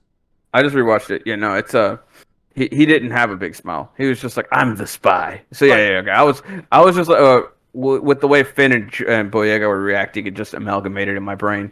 right. Because they were like, "You're the Yeah, spy? yeah, You are they were all not." giddy about it. We said, "Ah, I knew it." No, you didn't. Right? Yeah. I knew it. No, the fuck you didn't. That was funny though. I actually didn't write that down, but that was funny because that was a genuine line. Like That was hilarious. Yeah, their yeah, it was interaction was funny. pretty good. Yeah. That's why I like Finn too. And that's what's weird. That's the weird thing. I really appreciated in the beginning of this movie that he was serious and he had developed into what seemed like a strong character. But then he had Yeah. that line with him. I knew it. No, you didn't. Shut up. You're just trying to be cool. Like I love it. So it's like somehow he has the goofiness in him, and it Yeah. blends well in this movie versus the first two. Yeah. 'Cause I was Okay. saying Yeah. that, I was just delusional about that. Yeah, it's fine. It's a fine scene. Yeah. yeah. Well, but so yeah, they wouldn't hit the other guy wouldn't have known he was the spy, the leader. Yeah. He could have had questions, right? He overpowered you? How did they overpower you? And it was like, they have a fucking Wookiee. He punched me and they grabbed the blasters and Yeah. shot me. They just wanted to write him out of the story, I Um, guess. so it just sucks because they had so much they could have done with the I character. think it's because no one took him seriously after what they did to him in Last Jedi. Because I think that's what I think their intention from the Force Awakens was for him to be like that the British guy that was leading the entire fleet for the Emperor. Oh, the I think that old was their man with the intention. they did the CG Yeah, version. I think that was their intention for Hux to be what they wanted Hux to be initially, but after what happened to him in the Last Jedi, it kind of made him a joke. They were like, well, we can't recover that, so we're just gonna introduce this other random no-name character. Well, he probably has a name. I don't remember. He sucks. But Yeah, I didn't like that guy at all. No, that's not a lie. He didn't suck. He did everything he was supposed to do as a general yeah, bad guy yeah, character, but he had no personality compared to Hux. I liked Hux's personality throughout all the movies because it fit. You know what I mean? Like he's a power-hungry little bitch, and it's perfect. And he's always acted that way. But sometimes there are people like that in power. I You like don't have- Hux's personality. But I don't like how his treatment in the Last Jedi because the way the framing of his like interactions was always just like played off as a joke. See, and that But was one thing we differed on. I guess I didn't catch it yeah, as much of a joke. Did they undermine him? Yes, but yeah. it But you made can a lot of undermine sense. someone without making people laugh, and I guarantee you, people just laughed at whenever his a lot of his interactions with Kylo or the hell's his name Did you laugh? Supreme Leader. No, because I didn't like it. I mean, but did you? But would it have been even? Could you see it being funny though? No. I couldn't see it being funny either. So where's that coming from? I don't like the way it was filmed because it just seemed to me like it was played for laughs. Right, but who do Um, we know that would have laughed at it? Is what I'm wondering. General audiences. You think so? Yeah. I never watched them in theaters, so I wouldn't have known like the reaction. Or if I did watch them, I probably did watch them in theaters. I I know. don't I know you remember. did watch them in theaters because I told you I was gonna watch Force Awakens when it came out on Blu-ray, and you're like, "No, you're missing out on the experience." Oh shit! So I did. Yeah, my memory is that. But it's funny because as I was saying that, I was like, yeah, I probably just don't remember if I did. And you're like, yep, you did. Yeah, because I remember specifically you were like, "You have to watch it while it's in theaters," and I'm like, "I'll watch it when it comes out on Blu-ray," I and still you were stand like, by that. It is "But a then better it won't be in." experience. What? I said I still stand by that. It is a better experience. Oh, Theatrical is 100% that in the theaters it's a better experience, but it's not the an objective experience, and I like like being objective about movies. Because oh, watching anything in a crowded theater, like if something's not even that funny to me personally, if people are laughing, I'm gonna chuckle because it's just a natural it's human response infectious. when people are laughing. Yeah. Right. No, it makes Um, sense. But see, I like that, and that's why also I like my first take on movies to be like that. I want to go in and just be dumb and watch it and enjoy it for what it is. And then my second take, I can dissect it. Because I think if you do it on the first take, you'll never enjoy anything. You know what I mean? It's going to be much harder anyway. I enjoy dissecting movies. So I see. I guess fair enough. I like talking about the philosophy or like the things on behind the scenes and stuff behind them, but yeah. I don't want to do it on my first try. No, it's enjoyable later, but then My brain just does it on its own. It just fucking. I'll, oh, I I'll see. always say, yeah. Well, see, that's why you got to start going to the theater. It'll turn off. No. You can turn the brain off and then go watch it again later at home and say, "Oh, look at all these things I missed," and that'll help with things like BB-8 and shit too. So you can enjoy them on your second viewing with a different perspective. When did Blade come out? I swear this is the vampire from Blade. Uh, 1998, correct? Uh, I could have sworn he was the vampire from Blade. I guess he's not. Uh, Whatever, it doesn't matter. I was checking him out for his name, and now I forgot. That's what I Oh, was doing. The guy that we were um oh yeah, yeah, the weird general bad guy who just came out of General nowhere Pride. General Pride, really? Okay. with a Y. It's Yeah. different. Still, That's funny. we get him. Um, yeah. Okay. But Um, yeah, I thought it was fine. I didn't like it because it was just unceremonious as fuck, given that he's a main character at that point, or Yeah. like he had been a main character throughout all the movies, right? Oh yeah, that's where we Yeah. left off. We left off with like you thought it was a joke or played for laughs, but I don't know anyone who laughed at it. I didn't feel any humor in the scenes, and neither did you, so I don't see it. But maybe if we talk to some other people or in the comments, let us know in the comments. Did you think that it was funny? Like when Kylo was choking that fucker out, was that funny? Or when Snoke slammed his ass on the ground, was that played up for laughs? Let us know because I don't think it, but I it think could when I was be. watching The Last Jedi, I think I watched The Last Jedi in theaters, and I think I recall people just fucking laughing when he was being like force pushed to the ground. I Uh, see. That's a weird during reaction to that. I don't know. I mean, yeah, we laugh when people trip, or we laugh when people, it's not uncommon. But yeah, like, you wouldn't laugh when Vader chokes somebody. So why would you laugh when he get choked? Like it didn't. because of the way that the movie frames it. Possibly. But because yeah, those first two did have some of that weird Avengers style humor when it doesn't need to be there. Shit. Yeah. Um, I guess yeah, I guess I see that. I guess my frame of mind was so different that I never caught any of that. So it's possible. But that's why I say let us know because that's also it's good to have most feedback. Um, but yeah, so it was just unceremonious as fuck to just turn and shoot him. Because to me, him and Kylo had been building a relationship throughout the last few movies, Yeah. and it would have been really cool to see that finally pay off. Because he was like, "We need to find the traitor," and then Kylo sniffs something on him, like some kind of force sense, and then he was like, "What have you? Where have you? Where were you? Or what happened?" He asked him a question. Then he picks that fucker up and like chokes him and interrogates him. And then he was like, finds out you did it. You were the spy. And then he's like fucking pissed. You know what I mean? Because even though Yeah. he undermined him, I think he trusted him, right? Like Hmm. that was his right hand man. You know what I mean? Like, so I don't think he distrusted him in the last two movies at all. So that would have been a huge betrayal on his part, and then that would have also possibly led into this idea where Kylo feels abandoned because Hmm. the dark side betrayed him, right? Snoke was not real. Then not only Snoke was not real, fucking Hux betrayed him. Palpatine's a Hmm. piece of shit. he's got nobody left. You know what I mean? On either side. Yeah. Then he feels like he lost everything, and that's when Han talks to him, and he might mention they didn't do this obviously because I'm rewriting it, but he could mention how he's alone. He has nothing left, right? He doesn't have the Sith, he doesn't have the dark side or the light side or nothing, and then he comes back, right? Because his transition back to the light felt a little bit rushed for me. I don't know It how. definitely, I definitely felt like it was. Like you Um, could have done it better. I loved him and Han's talk. That shit was awesome. I don't like that they brought back that stupid fucking line. I don't know if I have the strength. Can you help me? they had to Get call back that line. Get that fucking. That was bad the first time. Get it out. You don't double down. It's like the first order. You don't make it the final order. If it was bad, just throw it out. I didn't mind the First Order name. That's fine. The Final Order did seem a little Oh dumb. yeah, well, I forgot the first order. I did take it back because I forgot where it came from. It made more sense. It's not as bad. So you're right, right. But anyway, so that would have been cool, and that could have actually helped progress his character in that direction. Hmm. But I'm not taking too much points off for this because again, there is context with how terrible the first two were, and how he didn't have any writing talk with the second one at all. So you kind of get handed a piece of hot garbage, and he did a fucking amazing job with it. Hmm. The Death Star wreck was really fucking awesome. I will say, yeah, I think if J.J. Abrams did the entire trilogy, it probably would have been better because J.J. Abrams also does a really good job. If either of them did, if Ryan Johnson or J.J. Abrams did the entire trilogy, it probably would have been better. Right. I can agree. But the fact that it had two actors with completely different like philosophies of like writing, Right. um, it just and then he just completely they both undermined each other's like the stuff that they both did in the previous movies. Right. So like he undermined J.J. Abrams stuff that he set up, and then J.J. Abrams said, "Well, I hate that you did all this shit, so I'm just gonna just completely twist it back towards the kind of my vision from the first movie."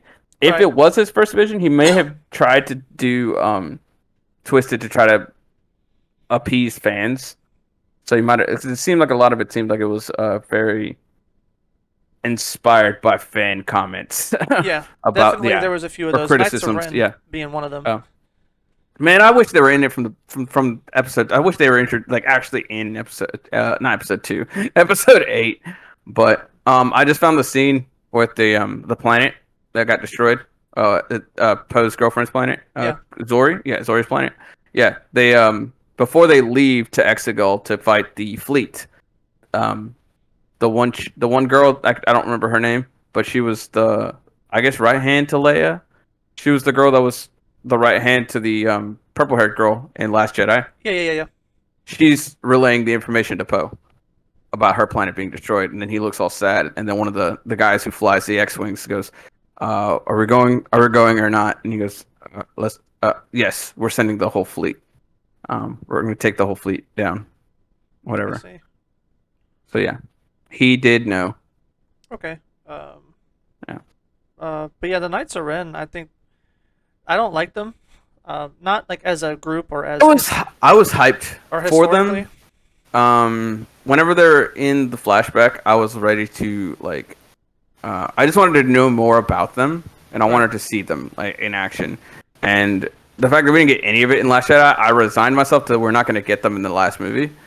But I didn't care for what they did. They just showed up and just fought Ren, and I'm like, oh, is this supposed to be tragic? His group that we've never seen him with outside of the one flashback are taking down their supposedly person that's supposed to be loyal to because they're called the Knights of Ren, so they're his knights. Right. But yeah, I did didn't like get his none scene. of that. He beat the shit out of them. It It was great. well choreographed. When he I was will killing say, them all, and holy yeah, shit, that was cool. it was really cool scene. I'm just saying that like the emotional impact is not there Right, because they weren't personified throughout the movie. They showed up on different because they were the bad guys throughout most of the movie. When they were MacGuffin hunting, it was like, oh, 3 of them would be here, 4 of them would be here. Like they were there, but they weren't they didn't characters. need voice lines. Exactly, they're not characters. They're just Right, they're just suits of armor. They could have been androids for all we know. I would say we could have like been like what was it? Ren wasn't in most of the Last Jedi, right? It was just his struggle and with the dark side and the thing. We could have had them in his story in the last movie to like build them up. Right. Well, I don't think they were supposed to be in the movie. It's like that's why I brought them up. Is I think that was what the fans were bitching about. So they're like, oh, we got to put him in there. So they just kind of shoehorned him in. Well, I will say, knowing J.J. Abrams, he put the way he writes a lot. He likes setting up a lot of stuff and then paying it off later.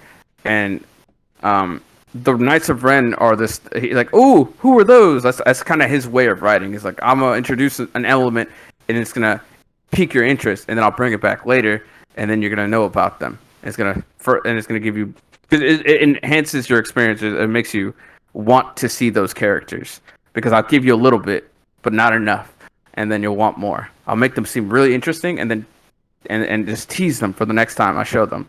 Right. So he wanted to do it. I think. Gotcha. Well, I mean, he knew that he was only going to do the first movie, so I guess he was setting up for other people to later develop on it, but they didn't, because Rian Johnson just threw everything in the trash that he set up. He said, "Nah." Yeah, do you think they would have some kind of communication? They didn't have a plan. They didn't have a plan for the. Right, like, what was your vision? Like, they didn't even have a fucking meeting about nothing. No, they didn't have nothing. they didn't have a plan. They were just like, all right, we're gonna basically try to hit the same beats, because George Lucas does the same thing. He says it all rhymes, so we're gonna try to hit the same beats as the original trilogy and the prequel trilogy. Boo. So some of it landed pretty good though. Some of the callbacks were fine, but it was like sometimes they just started callback first, then movie. No, I like movie and then callback if it fits. Like, but that's a lot of writing. But yeah, no, I would say it's fine. Even if I would have resigned to it right after The Last Jedi, I would have been fine with them just not showing back up. Right. I probably would have. Is it better that they showed up and did absolutely nothing till the fight at the end? And better that really they no. There? I wouldn't have cared if they weren't even put in the movie. Right, and I was thinking that too, and I don't know, but it's weird though. And again, this is where all these stupid fucking fanboys. I remember a lot of people like, the Knights of Ren were in the movies. Knights of Ren, Knights of Ren. And I'm like, I didn't think they were that good. I was like, I don't thought care. They didn't even have voice lines. Get the fuck out of here. I'm not even gonna call them the Knights of Ren. I'm just gonna say there were some random Sith loyalist guys who fought fucking Sith goons who fought fucking Kylo, because they basically weren't anything in the last two movies. So there's no emotional but the scene is playing out like it's supposed to be some sort of emotional thing that he's fighting these soldiers that are his soldiers. I don't know. I guess I didn't care. See, but it might be because I knew they were the Knights of Ren.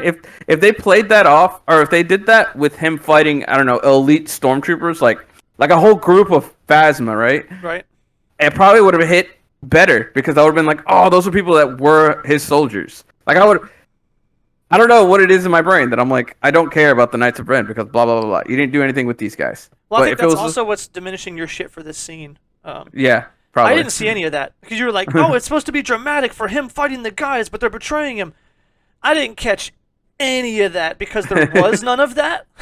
I think you wanted it to be like that, and it definitely could have been like that, but there was nothing. There literally was like the nothing. Slow motion, the rain, the intense music. It's definitely supposed to be that, the way they're filming it. That was just his battle to come save Ren, or save Rey. Yeah. That was his time was ticking, right? Because she was going to be dark-sided, and then he had to go save her, but he wasn't going to make it. He's getting beat up. He can't get up. He's not going to make it to her in time. Yeah. That's what I thought they were going for. Yeah. Now you're right though. Given who those characters were on paper, it probably should have been the way you're talking about. But I think they kept it literally that it was so flat. Like if they wanted to do the other one, they should have just made them elite stormtroopers. That way, at least they don't have the connotation that they were supposed to be Kylo Ren's fucking forces. So we don't have that baggage, right? Right. And I think that it was so flat that you could pretend the baggage was never supposed to be there. That's kind of what I'm doing. I didn't notice it. Yeah. I'm like, I didn't catch any of that because the baggage was so flat it didn't exist. But it was technically something that was there. So, and in that regard, you could say the scene probably was like really shitty, or it could have been the other stormtrooper guys. But this is why I say I know someone in the comments is gonna be like, if you read the comics, no, right? I'm not reading the fucking comics for the sequel trilogies. Right. And the thing is too, for like, a lot of fans were happy. At least what I've heard from random people, I heard, and like different, I wonder if they read the comics. The people who were happy about it, maybe they read the comics and they have more context. Right, and they were just happy that they existed, right? Yeah. I don't know, because that's I was unhappy because like, this is what pisses me off about fanboys and movie making, is they'll bitch and bitch about the dumbest shit that makes no sense, right? Yeah. Actually, based on how it works, the hyperdrive is not going to be able to do that and be able to slam into that ship like that. So that maneuver would never have happened in Star Wars. And it was That like, was his fantasy, so I never take any like actual science into but it. that's the So thing. Like, so they'll lose their mind over that and call the movie fucking absolute dog shit, horse shit, trash. Or when Leia did her little Mary Poppins shit, they'll lose their fucking mind over that. And then from like a writing standpoint, that shit's not out on left wing, right? It's not even so outrageous. yeah, But yeah. then they'll introduce characters who have no dialogue, no nothing, no personification, could be fucking random droids or goons or just not in the movie at all. Did you see the Knights of Ren were in the movie? Yeah! And it's like, what? Excuse me? You know, and this is like, To be honest, like when you were talking about that they were throughout the movie, I didn't even notice them. Honestly, I thought they were like yeah, it's easy it to wasn't miss. until the scene with the Knights of Ren fighting Kylo Ren. I was like, oh, it's the Knights of Ren. Finally, they show up. But I didn't even realize they were in the movie the entire time. Yeah, they've been around. Yeah, But yeah, they but didn't do anything. They might as well have been somebody else. And that's yeah, my problem is like, and this is if I'm, if you're the guy who makes those stupid arguments and I just pissed you off, you're cool. If you want to make those arguments, that's fine. But you can't also be the same person who says I'm critiquing the movie and the logic and everything else because I'm intelligent. My argument is super firm. If you're gonna do that, then you need to make sure that all of your arguments are like that. Because when you turn yeah. around and act like the Knights of Ren were some great shit and you're so happy and how well they were done or whatever that they're in the movie, it's like no, they were executed so shittily that they could have not been in the movie, and to the point where people actually George didn't even fucking know they were in the movie because of how bland they were And it was probably the biggest Knights of Ren like hype man after seeing The Force Awakens, and then I was like, oh, I don't care about them anymore since they're not going to be in the fucking movies. And then they finally give them to me at the end, and then they don't even do anything with them. They don't give them any characters. They don't give them any and then they fucking killed them. Like yeah, they were nothing. they didn't I was even like, get all right, dialogue. You think well, between their those were his friends at the academy with him, right? yeah. That was his best friends or trainee partners or whatever Were at the they? academy. Were they? Yeah, well, we 'cause don't Luke- know that for a fact. Well, because Luke said he said he left with all of my students or something. He left with some students, yeah. So Yeah, maybe those were the Knights of Ren. right? Yeah. So I was like, Why oh, did so they have lightsabers? I was Or thinking did that they too. have? Yeah. I was like, why don't they use sabers? But I don't know, because they were not written well. Or maybe it's not those same guys. Maybe I misread what they were explaining. Yeah. But either way, they're clearly they should have been important to him. You think they would have said a word while he's stabbing them? Anything? Betrayer or something? When he screamed betray, if he can scream betrayer, When he's when at he Poe betrayed or Finn? Finn in episode 7. Right, but he has nothing to say to these guys. Well, I mean, they're dark side. He turned to the light, so they should say traitor. Oh to him. yeah. True. Yeah, I don't know. I'm not mad at them, definitely, because they were so missable that I can't take it away from the movie, right? But as someone like if you were a fan of them, right, you were like, I fucking love those dudes. I could definitely see if it left a sour taste in your mouth because you expected a certain thing and it never delivered. For someone who never cared about them and like genuinely didn't have any interest, it was fine. But I could definitely see why it would leave a sour taste, just that whole scene, because that scene was a little weird if they had been playing them up. Oh, did you see when they destroyed Kajimi? It looked like they tried to make the old effects, or was that just me? I didn't really notice. I just saw it get destroyed. I didn't really It looked, think, it looked think cool about the because it effects. looked like when they blew it up, one of the big chunks blew off, Yeah. and it looked like a big chunk that would have blown off of like some of their effects like from the '90s. I was like, yo, that looks That's kind of cool. It was still CG, I think, but it was kind of neat, like a little callback. But did you? They brought the goat horses. No, the kids who the Knights of Ren were not Luke's students. Oh, cool. Okay. They weirdly enough, the Knights of Ren. I guess this is from the comics. The Knights of Ren persuaded Ben to join them. Interesting. Then why are they named after him? They would have existed long before him. Well, I guess they gave him the name Kylo Ren. Oh, so renamed Ren is himself their group.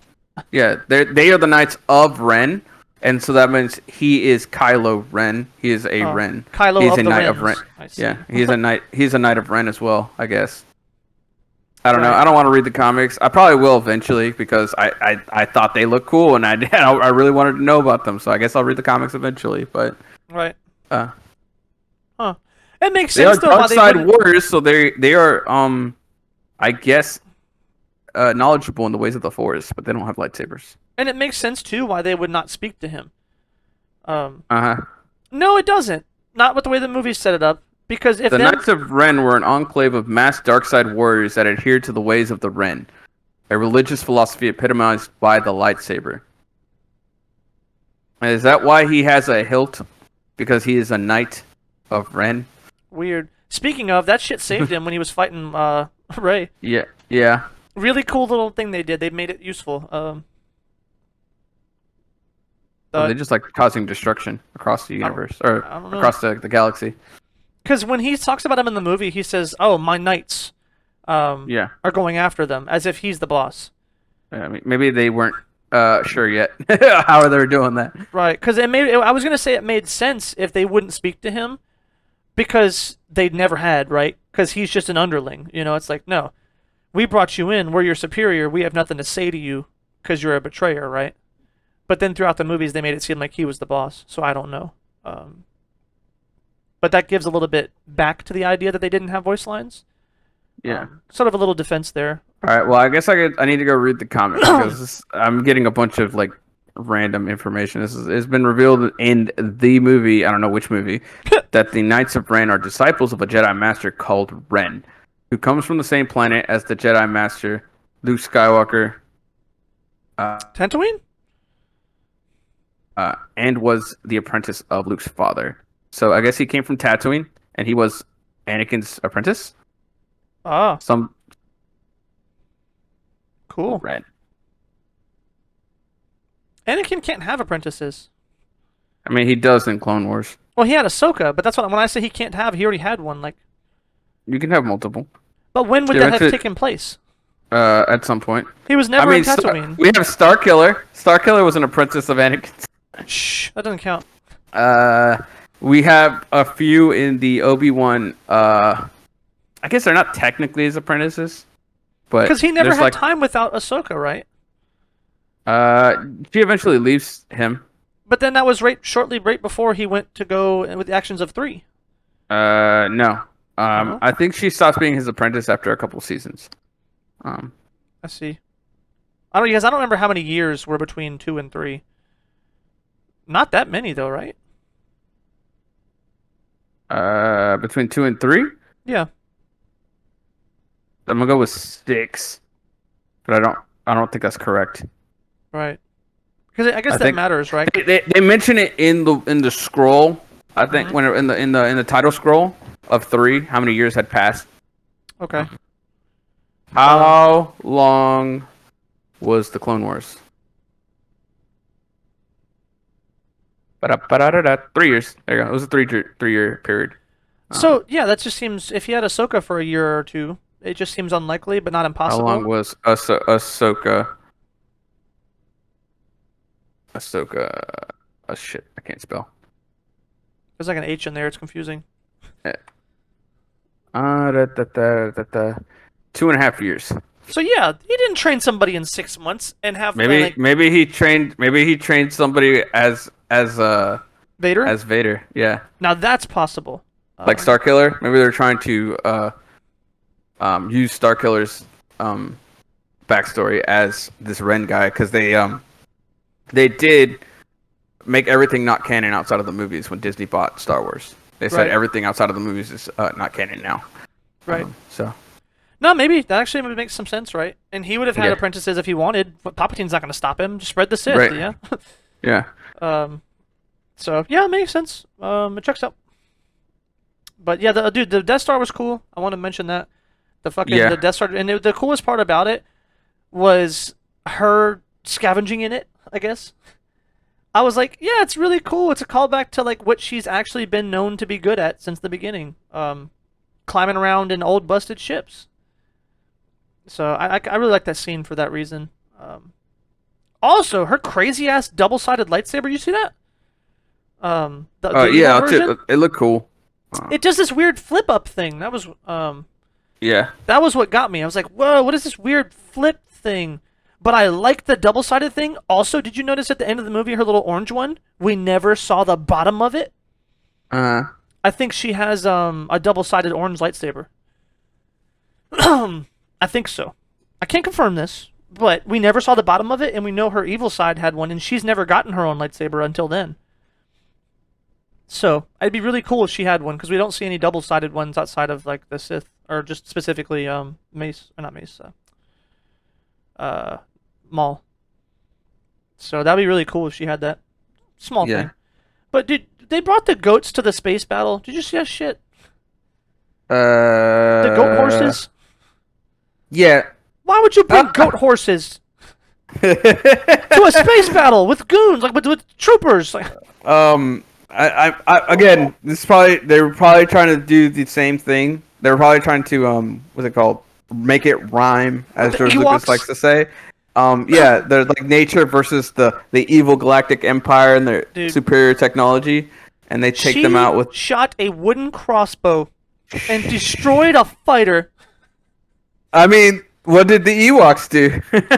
Nah, their shit. So at least the one they got, they did like 2 thick-ass logs and like got one of the chicken walkers. Yeah, No, that's but I'm just saying that's that's reinforced the reason steel. why they're doing the same thing. They're trying to make it rhyme. Like, oh, look, they're the plucky rebellion with their non-advanced tech, and they even had a reason for it, right? They were trying to disrupt them or whatever the fuck they were using. They were trying to disrupt They the said, blasters. he and they said, were like, scramble their speeders. They're not using Oh, yeah. speeders. what? Right, what? That shit was so stupid. I give that one a pass, though, because that shit was, like, kind of anime as fuck, I so I'm thought it was cool dumb. with it. I thought it was dumb, but I knew what they were doing, so I was kind of okay with it. Right. Because I did think it was stupid. I was like, when the fuck have they ever scrambled speeders ever in this whole series? Never. Like, They've never done I was that. like, when have they done anything remotely like this? So it's not charming or sneaky or nothing, but the fact that it was just well played, Like, I guess. if we had seen it maybe earlier in the movie, I would have been probably more on board with it. Right. If they had scrambled their speeders at some point earlier in the movie, maybe they did, and we just don't. How did they stop them when they were like trying to get away on that sand planet? And they were They on just the, chased on the them speeder? down and beat their ass with flying units. Okay, yeah. I think they should have changed that to them using scramblers to scramble the fucking speeders, and then this moment would make sense. Or at least if they explain it beforehand, right? No, I just Guys, think if we we're had an bringing the earlier goats. scene where the scramble speeder thing was used, that way they didn't have to just like say it outright to us. Right. Um, No, but I mean, if if the they dude- didn't, if they were gonna even do it poorly but still Yeah. more okay, yeah, they like could if have they just said it. Like, we're bringing the goats. Why? Well, because they're gonna scramble our speeders. Oh shit, cool. But then you miss the effect of watching the goats that pissed would out. that would have been better, but that would have been better than what we got. But I think having a scene prior of them scrambling their speeders and then not saying we're bringing it because they're going to try to scramble our speeders Right. again, like if they had just done the scene, a scene prior, any scene throughout this whole movie. I mean, there's a lot happening in this movie. They could have had one scene where somebody got their speeders scrambled just for the audience's sake, Right. so that moment would hit. Yeah, that would have been the Would've been- best way to do it. But yeah, But it's no. one of those things you're talking about. They didn't do many of these this movie, and I really got to get this again. The writing was just phenomenal compared to the last two, and they didn't do I'll take the last one. I think The Force Awakens is fine. It's a setup movie, so there's nothing to be paid off. This is a lot more payoff. Anything with payoffs will just inherently just feel better. I don't believe that because if I look at 4 compared to 7, 4 compared to 7, fuck that. They're both air quotes setup movies. No, because 4 could have been standalone, I guess. Yeah, there's I don't know. payoff in 4, even though it's I just think you could have done it better. Like, I don't know. I didn't need to feel so. I would say it'd be more easy to compare 1 to 7. Right, and I because- think 1 was way better than 7. There was a lot of payoff. The war with the Gungans was completely paid off. Anakin's growth was left in a good spot. The characters are just well, but no, you know what? A lot of the characters. We already know where Anakin ends up, so like we have the hindsight of like, oh, we know where he's going, so like, yeah. But it's fine. I always like setup movies anyways because of the potential that they have. I think you're not wrong. I guess on like a global, like if you're looking at macro wise, Yeah. 1 and 7 I guess are very similar. but I guess it's the micro-wise. One, everything about it was just better. The characters were better. The action was better. Maul's fight was way cooler. Bro, Like, Maul's fight's amazing. so it's like, fuck that, dude. You know what I mean? Like, I just think Kylo's fight was shitty. Kylo as a character was shitty. Like, Ren was just hard to follow. Finn's character was all over the fucking place. Poe's character was great, but never showed up for too long. A lot of it was just bad. I don't think Ray. I think Ray was like the weakest character. Probably. I honestly, I think people are probably gonna be mad, but I think Finn's character was done better than Ray's. Yeah, I'll say that. As much as I fucking talk so much shit about what they did with Finn.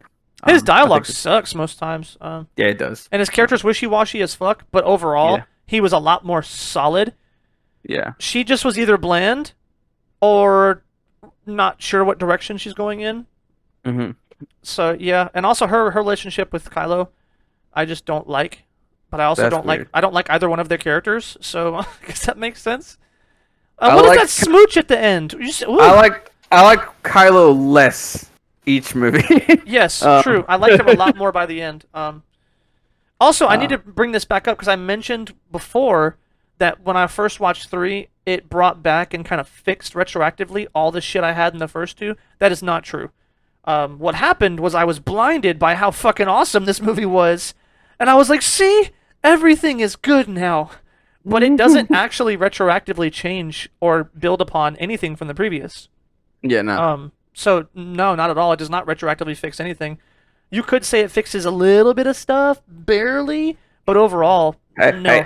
Since they're bringing back Palpatine, why couldn't we bring back Phasma? Because she's dead. Just say, no. We could have been like, oh, she didn't die. She just comes back scarred as fuck. Somehow, Phasma returned. Come on. She did just fall into a hole. Exactly, just like Palpatine. What if she came back and she was scarred up and they had a cool fight? Yeah. Yeah. And then maybe she'll come back in like the secondary sequel series, and then she'll be the main, the double sequel, and she'll be the big bad. Apparently, she awakened her force powers through the explosion that almost killed her life. Stop! You ruined it. Ruined it. Soiled it. Dude, I love what they do in every movie, and it gets me every fucking time. And I've made a note of it in every single movie it happens in. Fucking snap! No! Pull up! Oh, yeah. Well, he didn't say pull up. He was like, they're behind you! Oh my god, they do it every time, and it fucking gets me. They cut someone's hand off in this movie. They cut off one of the Knights of Ren's hands. I was like, did a lot of shit. The hand cutting. Because they didn't cut anybody's fucking hands off in the other 2 movies. I mean, he slit the throat of one dude. He stabbed that dude in the chest. He cut one dude in half almost in the beginning. I know, but it's a tradition in Star Wars that somebody gets a hand cut off. Well, that's why he did it. Yeah, no, but we didn't have it in episode 7 or 8. As we'll see, he did it just in time. Yeah.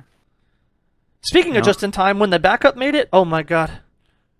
And it's little things like that how you can get away with it in movies. Like, it's just the same story. It's just of course the good guys are going to come at the last second. Yeah. Yes, we all know that. So, yeah. It's just the execution. Is the execution great? Because holy shit, because literally... Did you make me care about the characters enough that I'm like, I forgot about the fucking cavalry coming in? Right, because fucking Finn, they're like, or Poe, like, Poe, what do we do? Come in, like, because it fades out. Like, you can almost not hear the comms. Yeah. And it's like, that's his thoughts in his own mind of like, it's over. I'm giving up. I'm not even he wasn't even in the battle with them. And he was like, I'm sorry, guys. And I just fucking, I guess I do, please. And then the good guys show up. I'm like, thank God they're here, Poe. Yeah. Oh my fucking god. And then he just snaps back. He's like, yeah, shoot those cannons. Yeah. That's amazing. I'll say, regardless of how the movie is, the effects are fucking phenomenal. Oh my god. Yeah, I don't care how much you hate the goats. The goat horses, when they're riding on top of the fucking destroyer, that scene look cool. Oh yeah, dude, I'm telling you, it has the Naruto syndrome. Every time you think something, I'm gonna take away points from this. It does some cool shit. My rating's gonna be pretty low. I'm sorry, my rating's still gonna be. I like praise this movie like crazy, but my rating is still pretty low. For this that's one. Okay. We'll get into the nitty gritty of that by the time we get to the end, because I do want to know. I'd like to know why, because there is a lot of shit that I forgive. So technically, it would get like a lesser rating, objectively. But I don't. Maybe you're not as forgiving as I am. What else do we got? Dude, and then the Yeah. music was playing, and the droid smith is back, and he's making. Oh my god, yeah, the fucking way that scene turned, the emotional roller coaster and like the catharsis I had when they showed up was too good. Like, it really was executed very well. The Palpatine lightning storm was fucking awesome as well. Like, holy shit. Technically, it's not low from my ratings. So, Right. I guess that depends. Yeah. Because I would expect you to give this around a 7. Uh, 6.5. Okay, But that's fair enough because it did That's have a lot of problems. yeah, But That's that like was about what I rated most of the prequels. So right. So yeah, it's not uncalled for. outside of Clone Wars or Attack of the Clones. Right. Oh, speaking of the shit that I didn't like with the every Jedi lives in her stuff, one part that was cool about it was all the cameo names that were at the bottom. Oh yeah. I couldn't distinguish them like orally or not orally, Audibly? auditorily, Yeah. with my ears. See? Shit. No. I forgot what it was now. Audibly? Auditorily. Auditorily? I don't know. That's like That's not correct. Janitorily. I don't You know. like when you heard them, right? So audibly. Yeah, I couldn't distinguish them when I heard them, but all the names at the bottom were kind of cool. There was one name I didn't recognize at all though from any of the movies. I was like, "What the fuck is that name? Where is that from?" They put in some from like the Clone Wars. They put in some from like I see. I seen Ahsoka was in there. I was like, "What the fuck is Ahsoka doing in here?" But I was like, "Oh, I guess it is, all the part of the story." Jedi in Rey's Bleh. Right, Ray's flashback or moment. I don't know what you would call that. Epiphany. I just put Rey's scene. Every Jedi voice cameo in Rise of Skywalker. Boom. There we go. See, That's what we Google needed. knows what I'm talking about. Man. Google knows He's my everything. best friend. He knows that. He knows what I mean. Shit. When I don't know what I mean. Bro, nah, guys. If there's anyone listening, if you don't know this, I was trying to figure out. I think the movie's called The Island, maybe. It had Obi-Wan and Scarlett Johansson, Yeah. And- I think that's the island. That's and it correct. was fucking crazy. With the 'cause I organs. was- The one with the one where clones? they're like, yeah. Okay, so I couldn't remember. Spoilers. Oh shit! I'm so sorry. Go watch that movie. It's really fucking good. I couldn't remember what that movie was about, right? So I Yeah. was literally like, and I was like, I can't Google it. I don't even know what to do. And George was like, just say it. I was like, say what? What am I supposed to do? Just talk to it like I would talk to you? Remember that movie with this and that and this weird shit? He was like, yeah, it'll work. And as to shove it in his face to show that it wouldn't, I said, hey Google, what was that movie with the two people and they were together in this facility, but then they broke out and somebody was chasing them? And like I gave it the most vague shit, and the first result was that movie. I said, are you fucking serious? If you it knows, man. The fucking that shit is mad smart. But go on, Pat cameos. Okay, so yeah, it was Obi-Wan, Anakin, Ahsoka, Kanan Jarrus. That's the one I don't remember. Yeah, He's from fucking the Clone Wars, I think. is that the tall-headed guy, like the tall, like reddish, light pinkish colored tall head guy with the little spikes on it? Or gray no. beard, or white beard? I mean. No, he's got black hair and he looks brown. He's a normal human looking guy. Oh, don't know him. I'll have to go check that out later. He's one of the few Jedi that survived Order 66.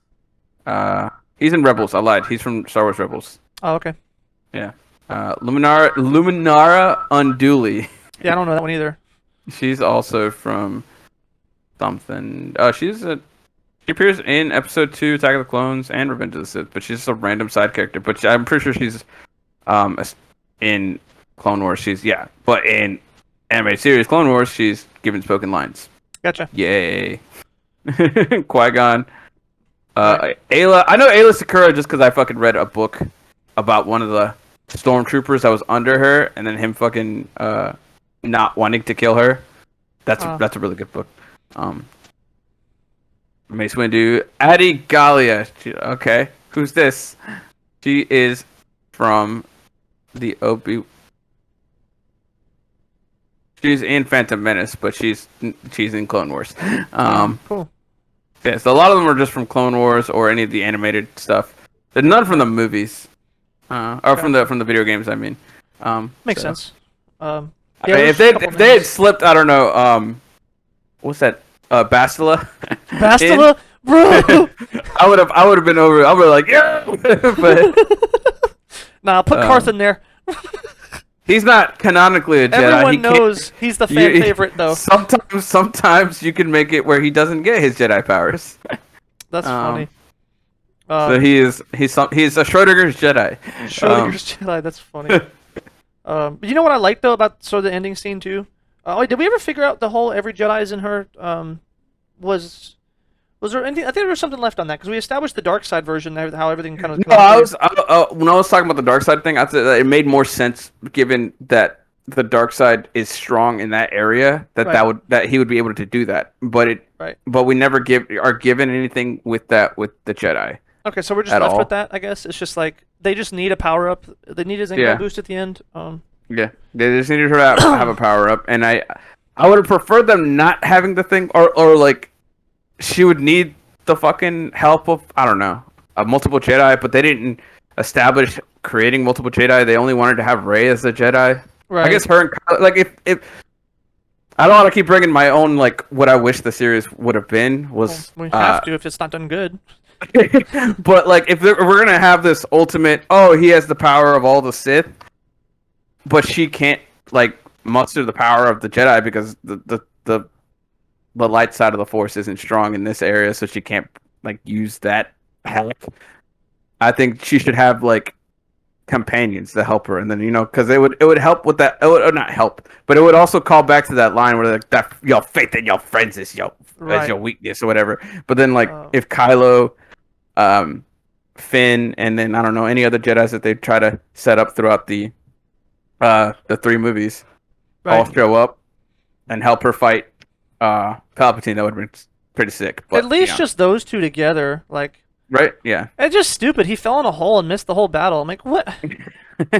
Why? Yeah. At least with this movie, there was just both of them because they were both established to be super, super powerful in the Force, right? And I was like, they could have fought them together. And also, he knows how to tap into the dark side, so they could have actually done this thing where, like, she's using light side, he's using dark side. They work together to kind of like draw his power away or some shit, like some kind of cool fusion technique or whatever.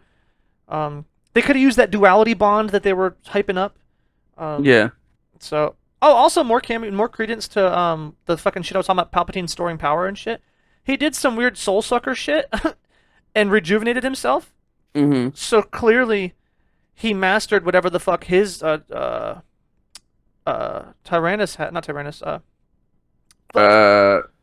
Sidious, Tyrannus, and the other Plagueis. guy. Plagueis, yeah. Clearly, he had mastered what the fuck Plagueis was working on. So it was, but apparently it's not strong enough unless you have enough bodies or enough force power. So maybe he actually needs Jedi to fuel himself because there's not enough force strong people to keep living off of, which was kind of cool. So him coming back to life was fucking cool. That whole shit. Also, one thing I really appreciated about their fight was when she was reflecting the lightning back at him, because I've always wondered when he was fighting Windu. Just stop shooting the fucking lightning. Like, you won't die if you stop shooting the lightning. So like it just didn't make sense to me why he kept doing that. But in this one, his fucking skin starts peeling away and shit, and he's about to die.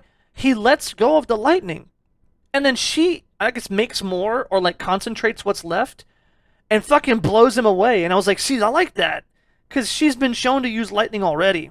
So it's like, cool, she just fucking zapped this fucker into oblivion with her own lightning, and he did stop and try to survive. So I thought that was kind of cool, because that was always a weird thing I had with number 3. But I did like, too, that she was dying afterwards. Because it was, what I was thinking when she did get all these Jedi powers, I was like, yeah, she's already Force strong, I guess, but if she has all the power of all the Jedi forever, how the fuck can she even contain that? Because look at Palpatine's body, he's fucked up bad. Was it actually like confirmed that she was using the power of the Jedi, or it was just like, oh, I have like the will of the Jedi behind me? Oh, I thought it was that she was actually using their power. Because I thought it was a little ambiguous whether or not she actually like gained the full power. I mean, no, okay, no, it wasn't that ambiguous because it was like she was losing, and then all of a sudden, the Jedi were like talking to her, and then she got up, and man, I guess it could be ambiguous. It could be, right? Because sometimes good guy powers are just motivation, right? Yeah. I don't know, but Palpatine was on a level far above anything we've ever seen in the entirety of the canonical shit. Oh, the fans will know. We'll find out on YouTube right here or on Google real quick. But yeah, So yeah, I don't know. It seems to me like that you could take it both ways, but Palpatine was far too strong for her just to have a power of motivation to help her win. right, yeah, That's what it seemed to me. Like, there's no way with the fucking lightning storm he made, and how he lifted all those fucking ships up, and how like the tremendous, ungodly power that he's shown to have. I don't see her without right. physically getting that power. But then it's because she died afterwards. That's what I appreciated. I was Yeah, like, even she wasn't. even the fans are unaware. At the end of Rise of Skywalker, Rey summons the spirit of every Jedi who ever lived, and she presumably uses all the power to defeat all of their power to defeat Palpatine. Right. Oh well, I guess not. I said that would say that the movie didn't say, but we're saying it. She probably did. It's hinted, Most yeah. likely did. Yeah. It's not canon or not confirmed, but it's hinted enough that you could definitely speculate. Yeah. Like I give it a 70-30, maybe 60-40 on a good day, or however you want to. I mean, she could have just summoned the spirits of the Jedi, and they helped because we were. It's already established in these movies, or at least in the future movies, They the have sequels, physical that they forms? can use the Force. Right. Well, he as- grabbed the lightsaber, right? Yeah, Luke grabbed a saber, so it's like yeah. Luke grabbed the saber, and then fucking Yoda may have summoned lightning. Right. So yeah, no, definitely there's definitely evidence to support they could have fought too. Yeah. Which case would mean that this is more likely that she absorbed their power since they didn't fight. They father son Kamehameha with Raid. Gotcha. Bro, that's funny. But yeah, I thought it Spoilers was for the cool Cell games. because she wasn't strong enough to hold that power, so she died. Sort of like an All Might thing with Deku. Yeah. I was like, that's Yeah. kind of cool, you know what I mean? Like, she couldn't contain it just long enough to kill him, and now she's dead. But then Ben died, which I fucking didn't like at all. I was like, no, Right? fuck that. It's okay. I was like, he just had his whole revival arc, and he's a good guy now. But I also thought it pretty appropriate, because when he did... But he sacrificed himself to save Rey. Well, that seemed weird but cool. But I thought was more appropriate for him, I guess, as written as a character, it was like he can't go hang out with them after this. You know what I Right. mean? No matter how much he's changed, it's not like he can just go have tea and hey, we did it, guys, we won. No, You never know. they're never going to. He could be a anti-hero. He could be a a great Sasuke? Jedi. Yeah, he could be a great Jedi wandering the universe, just trying to redeem himself and saving. He would be. I always prefer those over people like. So, I'm a big fan of self-sacrifice, but I'm always a big fan of self-sacrifice from someone who's like super good. But right. I prefer like a redemption arc being like, now you have to serve a penance. Now you have to fucking serve the community rather than just, oh, I'm just gonna die protecting the one good guy. Right. Now that makes sense, and it would have been cool for his character to develop more, because then we could have got a mature version of him. Yeah. And that would be interesting, because yeah, the more he grew and the more he became a regular person, not a whiny bitch towards the end of 3, I really liked his character a lot. And I was like, damn it, why couldn't you have been this compelling since the beginning? Right. So it's like, yeah, no, he definitely I had feel more the pull from the potential. light. Oh, God. Grandfather, please help me. I feel it again. Oh, God, just stop. There's something I need to do. But I don't know if I have the strength. Could you help me do it? No knock on Adam Driver. The motherfucker's great. Oh man, that shit. One thing I wish would have happened was Palpatine when he got his life force back. I want to see him look like he did in number 2 or 3. Yeah, when he's like really, like kind of young. But, That would have been so cool. The actor's old as balls now, so. Oh, they could have CG'd it. Well, CG'd him. Yeah, you're right. Yeah, it would have been cool.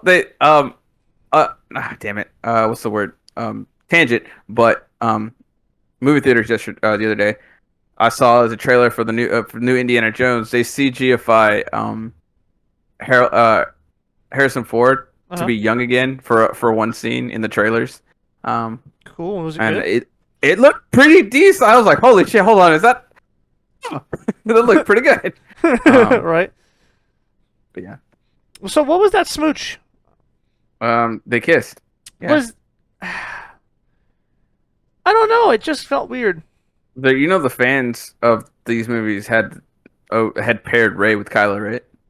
I mean, They were shipping them. well, the thing is, I guess the ship. It's not impossible, right?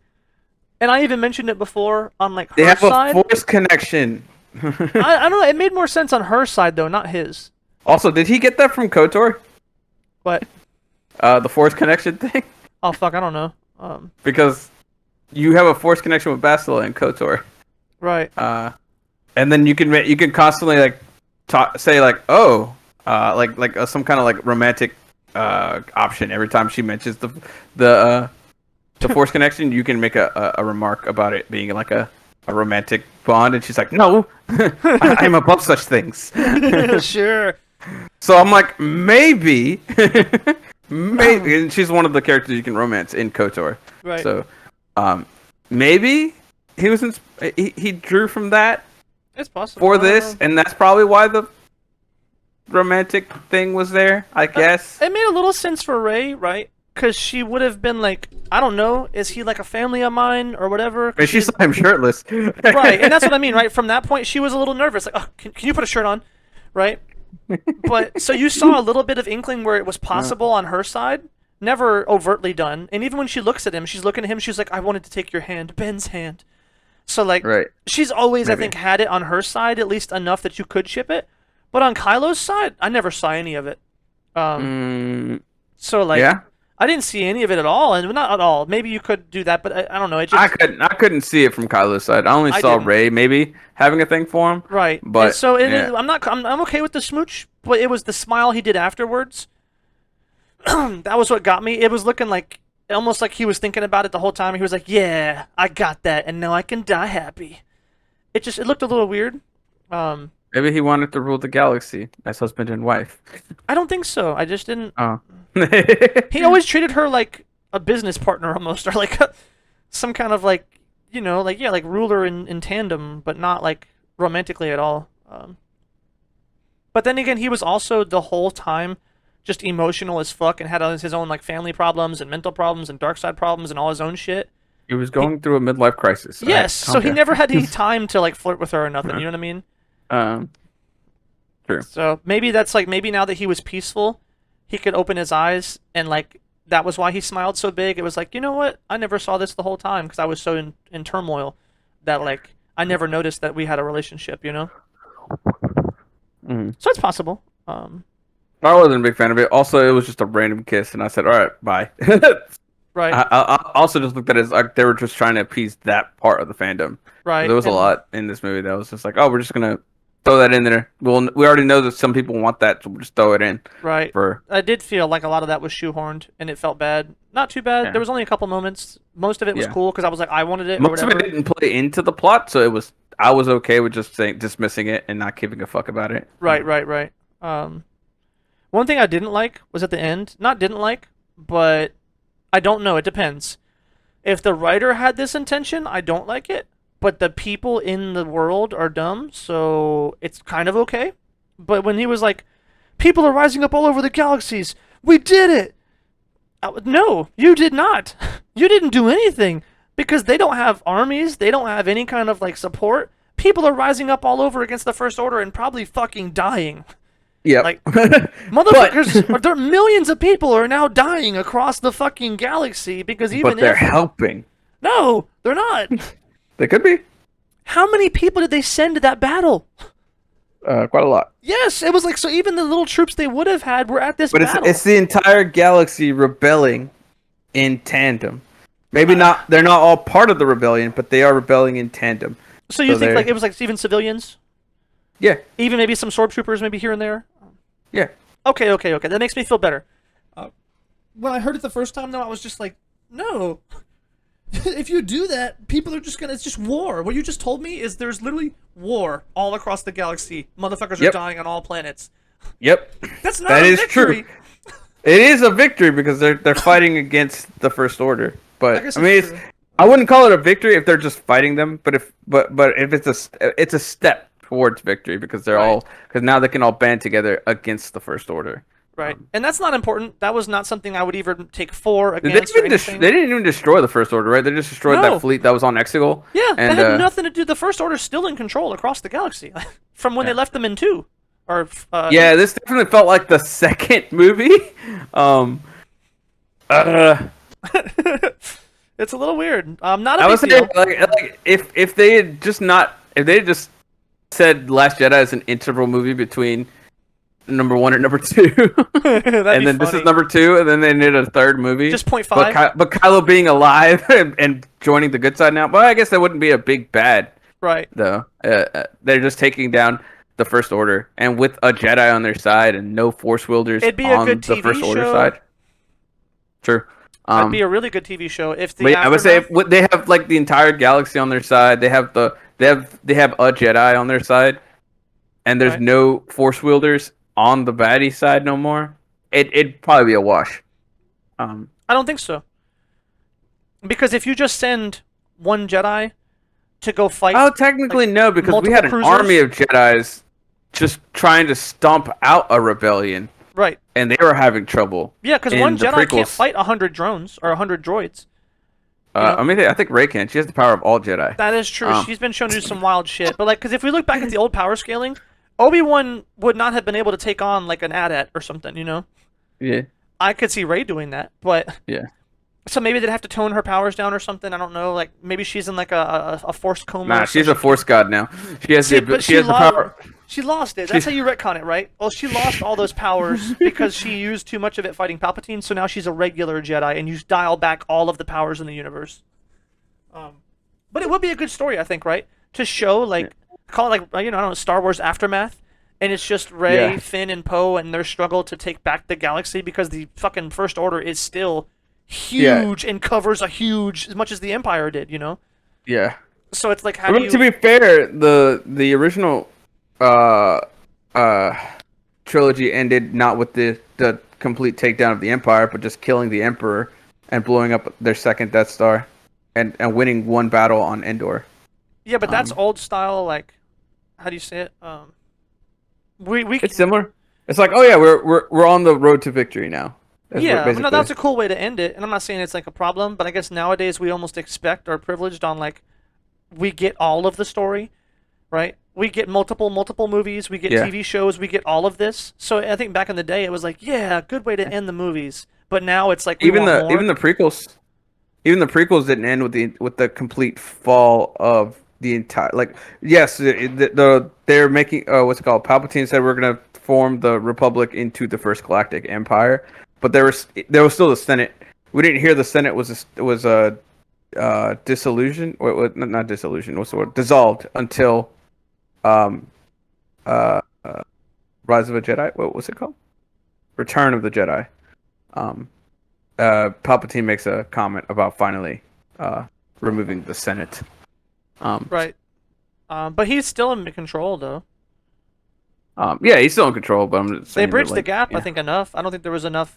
Oh yeah, definitely. There was like very little pushback against him, but there was still some like resistance to his rule, and he Right. still had some stuff that he couldn't quite do because the Senate was still in his way, apparently.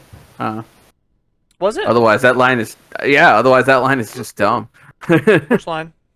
When he says that I finally dissolved the Senate in Return of the Jedi. When he blew the fucking planet up? No, he just mentions it to Vader. Either 5 or 6, I can't remember exactly, but he mentions it in one of those 2 movies, and I'm like, the fuck, the Senate was still in existence. And yeah, and even Episode 4, what's her name, Leia? Leia's apparently on the Senate. Right, So- but they're not like they don't matter because he's They the don't supreme, truly he's the have supreme power, emperor. but apparently they're enough of a pushback that he needed to fucking get rid of them, and it was hard for him to get rid of them. Well, that makes sense, yeah, right? Because they voted him supreme chancellor emperor with like Yeah. all the control. Yeah. So then he got unlimited power, unlimited control, but he wasn't necessarily. I don't know. They weren't gone. So if he did Yeah. something crazy, they're gonna be like, "Hey, you're doing crazy stuff." So he Yeah. had to kind of weasel his way into that. Yeah, that's what I'm saying. Like, yeah, I see what you're saying. yeah. What did Maz give Chewie in the end?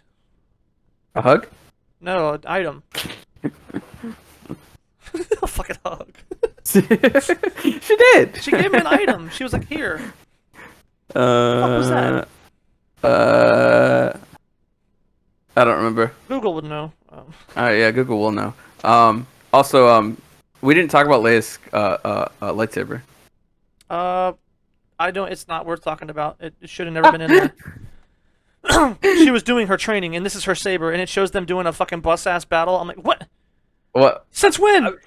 To be fair, Return of the Jedi, she should have been. I think from the fucking first sequel movie, she should have already been a Jedi. Just say that she trained with Luke and Luke trained her.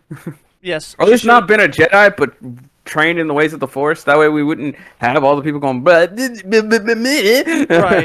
Because at least if she's not swinging a lightsaber around, she's an old woman. She can at least, you know. Yoda didn't swing his lightsabers around in the prequel or in the original trilogy because he was an old man, right? Right. So like, so she could dilshoe something like that, you know. Dilshoe something like still do something. Yeah. Those are backwards. What was I looking up? All right. What did Maz? It's two A's, right? That's just Maz. M-A-Z, right? Is it two Z's? It's M-A. It's M-A-A-Z. Maz. I think. Give Chewie. And it is just M-A-Z. You are correct. Rise of Skywalker. A medal? No, I don't. It's a little something, like bronze. It was like a metal kind of thing. It was the medal that was worn by Han that it was given to him during episode 4. Boo. No, that's fine. Which I think holds more fucking weight than the damn dice that were in the fucking ship. Because it was given to him by Leia. At least that one holds some kind of significance. Right. That's funny. Yeah, because I didn't even know what that was. I was like, the fuck is this? But that's also the things that I'm not gonna I'm not gonna care about because that's like for the super fans. Yeah. So that's like really cool for them. So definitely shout out to them for doing that. What was the thing we were talking about before? Just I think it was wrap it up. Leia's lightsaber. Leia's whole shit. Yeah, it's just the training sequence with her and Luke seemed weird. Yeah. She just, I'd never see her using a lightsaber, even when she was younger. She's a blaster lady, you know. I feel like Luke would have just trained. She is a blaster lady, but I think definitely she would have been. Luke would have trained her just in case. Maybe, yeah. For self-defense, in case she's ever in a situation where a blaster is useless. She has that to fall back on. At least the force training, she would have definitely known force push, force Yeah, persuade, I think he would have like trained her in the force. I would say she could fight like the new Jedi Survivor game. She could have a blaster in one hand and a fucking lightsaber in the other. Yeah. That'd be cool. But yeah, it was a little weird. Yeah. Or she could just use like a short sword blaster or a lightsaber, kind of like Yoda's.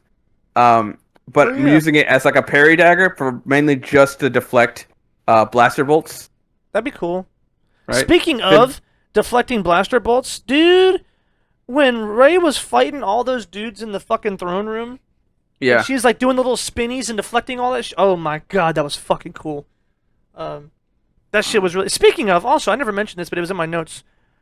Why the fuck is every bad guy's base forever dark and brooding with thunder and has a fucking throne?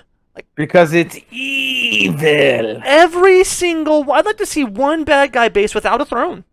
Let me just see like a nice place. What about like nice carpentry and people have dinner and it's nice natural lighting? Nothing. It's always in a woods, underground, lava, spikes. I can tell you there's some, but I can't think of any at the top of my head right now. Because it's like, and even the ones you see, they always have to play it up. Like, they show you this nice, oh, look at our dining room. And then it goes dun dun dun, and like there's a basement where it's evil and brooding. They always have that in every bad guy. Have you ever watched Get Out? The bad guys in that, they're just a random white family. Well, cool. Granted, you could say that the mom has like kind of a throne when she's sitting in her lazy boy in the living room holding the tea, and she's doing that's a throne. That sounds like a throne. Holding the tea. Like when she does the little the what's that? She mind control. What does she do? She hypnotizes him. Yeah. Okay. See, and I get it because when I think about the alternative, right, it's not going to be as threatening, which is the whole point. The threatening is what makes them spooky or scary or intimidating. So without that, you're not going to be intimidated. But I think that's also, I'd like to see more of that being the point. You know what I mean? Like, oh, I'm going to go in this place, and it's non-threatening at all, and I'd had dinner, and it's really nice. And then some fucker gets stabbed. And it's like, what? And then it's just like cleans up and everything goes on their business. Because every time you seem to see something like that, it's always psychological horror. Yeah. It's like that one that I think Matt Damon was in or something. It's like all these, yeah, it's always like rich white families in nice neighborhoods, and it's like weird things are happening, and like they always try and play up that weird psychological aspect. I want to see it just be normal, right? Like I don't know. Think of like how the Death Star was. Even the Death Star was brooding. Imagine if the Death Star looked like that planet where the Senate was at, and it was just nice and shiny and everything, but they just lasered the fuck out of people and destroyed them. You can do that. Like you can have that correlation between like this is the bad guy's place. Now for dramatic effect, does it work? Yes. And if it works, you're gonna keep doing it. Like when they went to fucking Anakin's house in the middle of nowhere on a lava planet by himself. Why? Yes. Who the fuck lives there? So it's like it worked though. It was very intimidating. The entire scene, the shots, all that. It definitely added to the emotional weight of the scene. So I know why they do it, but I just wish people would try it the other way. But we can't try it because if we try it and it sucks, your movie flops. So we'll never know. Yeah. Because I would definitely like to see. I'm trying to think of good areas that we've established as these are good places where good people come from. No clue. Right, it's hard to think of it because they're nondescript, right? Yeah. Like the Shire, right? You would never think of a bunch of bad guys living in the Shire. Where was Gollum from? I know he's a hobbit, but he wasn't a hobbit from Hobbiton, right? Was a Stewart hobbit of the river folk who lived near the Gladen Fields. Yeah, he wasn't a Shire hobbit. Technically. Well, yeah, Well, he Bilbo was kind of turning into a Gollum, or kind of like Gollum. Right. Well, as no, well, but and that's he was not from the like Shire. there wasn't be like an evil base of operations. He wasn't though. a big. Yeah, I gotcha. So what I'm thinking of is like, but I had like a little epiphany here. Bad guys do bad things, right? Mm-hmm. So thematically, it's not in their nature to garden, right? You would think. Yeah. Like I don't think it's in Darth Vader's nature to go out and have a garden, or I think it'd be really cool if he did. Or to have livestock or something like that, right? Thanos did that in the comics, and they kind of did it in the movie. He lived on like an island, I know. Well, like after he did the snap in the comics, well, after they defeated him in the comics, he went and did he actually like he pretended to die, but then he escaped, and then he went to some planet and just became like this farmer. Yeah. And actually, then, what's his name? Adam Warlock shows up from time to time Yeah, and talks to him. yeah, And he's yeah. like talking to him about like, oh yeah, you're gonna do it again or something like that or whatever. Like they talk about wild shit because they're both on Yeah. like some supreme level. yeah. Like the way that they interact with But reality. yeah, so like I like that. I like that. And it's done a few times. It's just not very. Well, that also wasn't a base, and he also wasn't doing bad guy things actively at the time. Sure. So he wasn't like going to war. But that's also what makes I sense. can't think of any on top of my head, but there is some big bads who are what's the word for the contrast for like the what the fuck, like this guy's evil but he does this. Like they've done it in like manga, they've done it in some movies. I just can't think of any of them on top of my head, but I know they exist. Right, because if you have an army, right, well, you need a barracks, you need tanks, you need raw materials. So industrially speaking, you're not going to have an area that has a lot of nature. Yeah. So, and nature is often identified as a good guy trait, right? It's usually the good guys usually have some sort of Yeah, a lot of fantasy authors like to make someone seem as evil as possible. They will just have them hate trees or like hate nature. right. That's like the very easiest way to be like, oh, this is a bad guy. I guess nowadays we mostly do it like we use animals for that. Like how does like we'll have him mistreat an animal, and Right. that's usually how we can tell he's a big bad. Because a lot of people love animals more now than they did than liking nature. Because that was around the 60s or 70s when people were like super into nature and stuff like that. Right. That But makes now people sense. are like, my pets are my fucking kids. So, Right. So like the way that they do it now in movies and shows is by having them beat an animal or do something bad to an animal. Right. So, So and that's what I mean. So you wouldn't have a lot of nature in your Yeah. compound if you have a big bad guy hideout. And then Yeah. also what activities if you are going to war, you're gonna have battle scars and shit. So like logically, your thing might be run down or it might be scarred in some way. Also things like spikes and the color black are good for like war or deception. So like spikes kill people, you can hide in the night with all your shit painted black. So Mhm. it's like it also makes sense. I guess logically, that's where these conclusions come from. Um, I'm just trying to think too about what do bad guys do? That's also the question, right? Because we only ever see bad guys in movies doing bad things in the moment because that's when the action is taking place. But what about like 9 to 5? Um, or like the other, like Asgard, right? Picture the giant, golden, beautiful Asgard, Sure. and like, why wouldn't we see? Well, I guess frost giants don't make sense because they need frosty shit. Like they need to be cold, I guess. I don't know, but I'm trying to think of another bad guy group we can just sit in there and tell me why it wouldn't feel good. You know what I mean? That's what I'm trying to do. Like Malekith? Um, Uh, Malekith. Who the fuck was that? Dark World. I can't remember that. Oh yeah, the evil elves. Yeah. Right. Check this out. Imagine all those evil elves live there. It wouldn't seem look like they right, fit. would it? Seem like they fit. They might fit. So, but would But they they be? also want just absolute darkness The everywhere thing all though the is they time. would be peaceful while they would be there, though, right? I don't think so. I mean, they would probably be peaceful once they finally create absolute darkness because they were apparently in exist. They lived in the universe before there was light and Oh yeah, before they there were hated that stars shit. and all that stuff. And they wanted to bring the world back to darkness. So they don't count. But And- imagine without the darkness bit.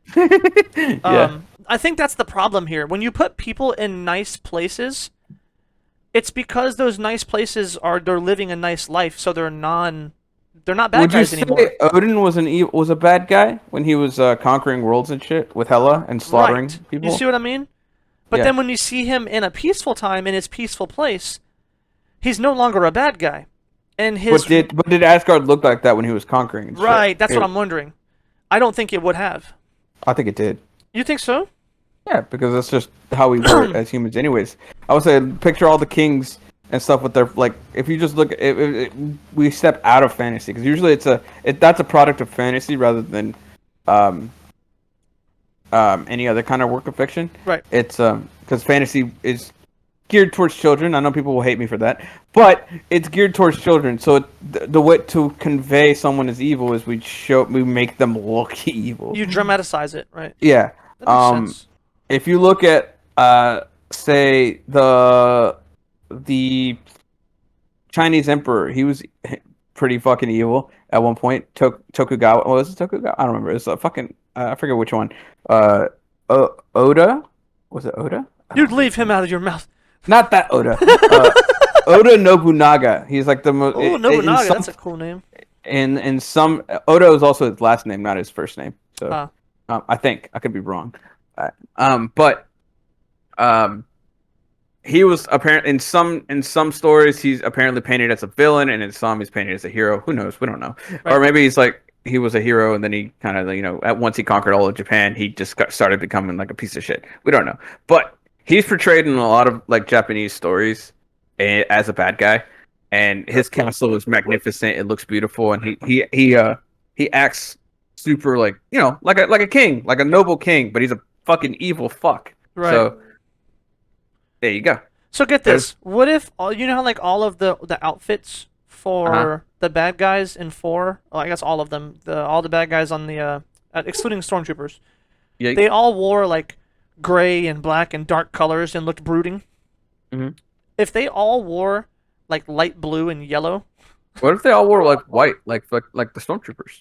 The good guys always are in white, right? I'm in thinking most like even traditional go farther fantasies. than that though. Put them like light blue and pink or yellow. Yeah. Evil Power Rangers. So they wouldn't look right, would it? I think it'd be fine. They'd be non-threatening as fuck if they wore that. I think it'd be fine. I would say, look at the Vince Smokes in One Piece. Well, I guess they're not evil. They're pieces of shit, but are they evil? I Right. don't know. They're 'Cause they're Power Rangers because they're self-interested. all colorful. They have colorful like outfits and stuff like that. But Right, and that's different in the context of the universe. That's like more acceptable, I guess. that's Oda's thing. Oda likes to make Right. he's like, look at this beautiful place, and then it's at the bottom. On the inside, it's actually rotten to the core. Like the Tontadas, like- I guess. Yeah. Or I guess the toys, not more so than Yeah, Tontadas, the but- toys in Dressrosa are like, oh, look at this magical wonderland where toys are alive. Actually, Right.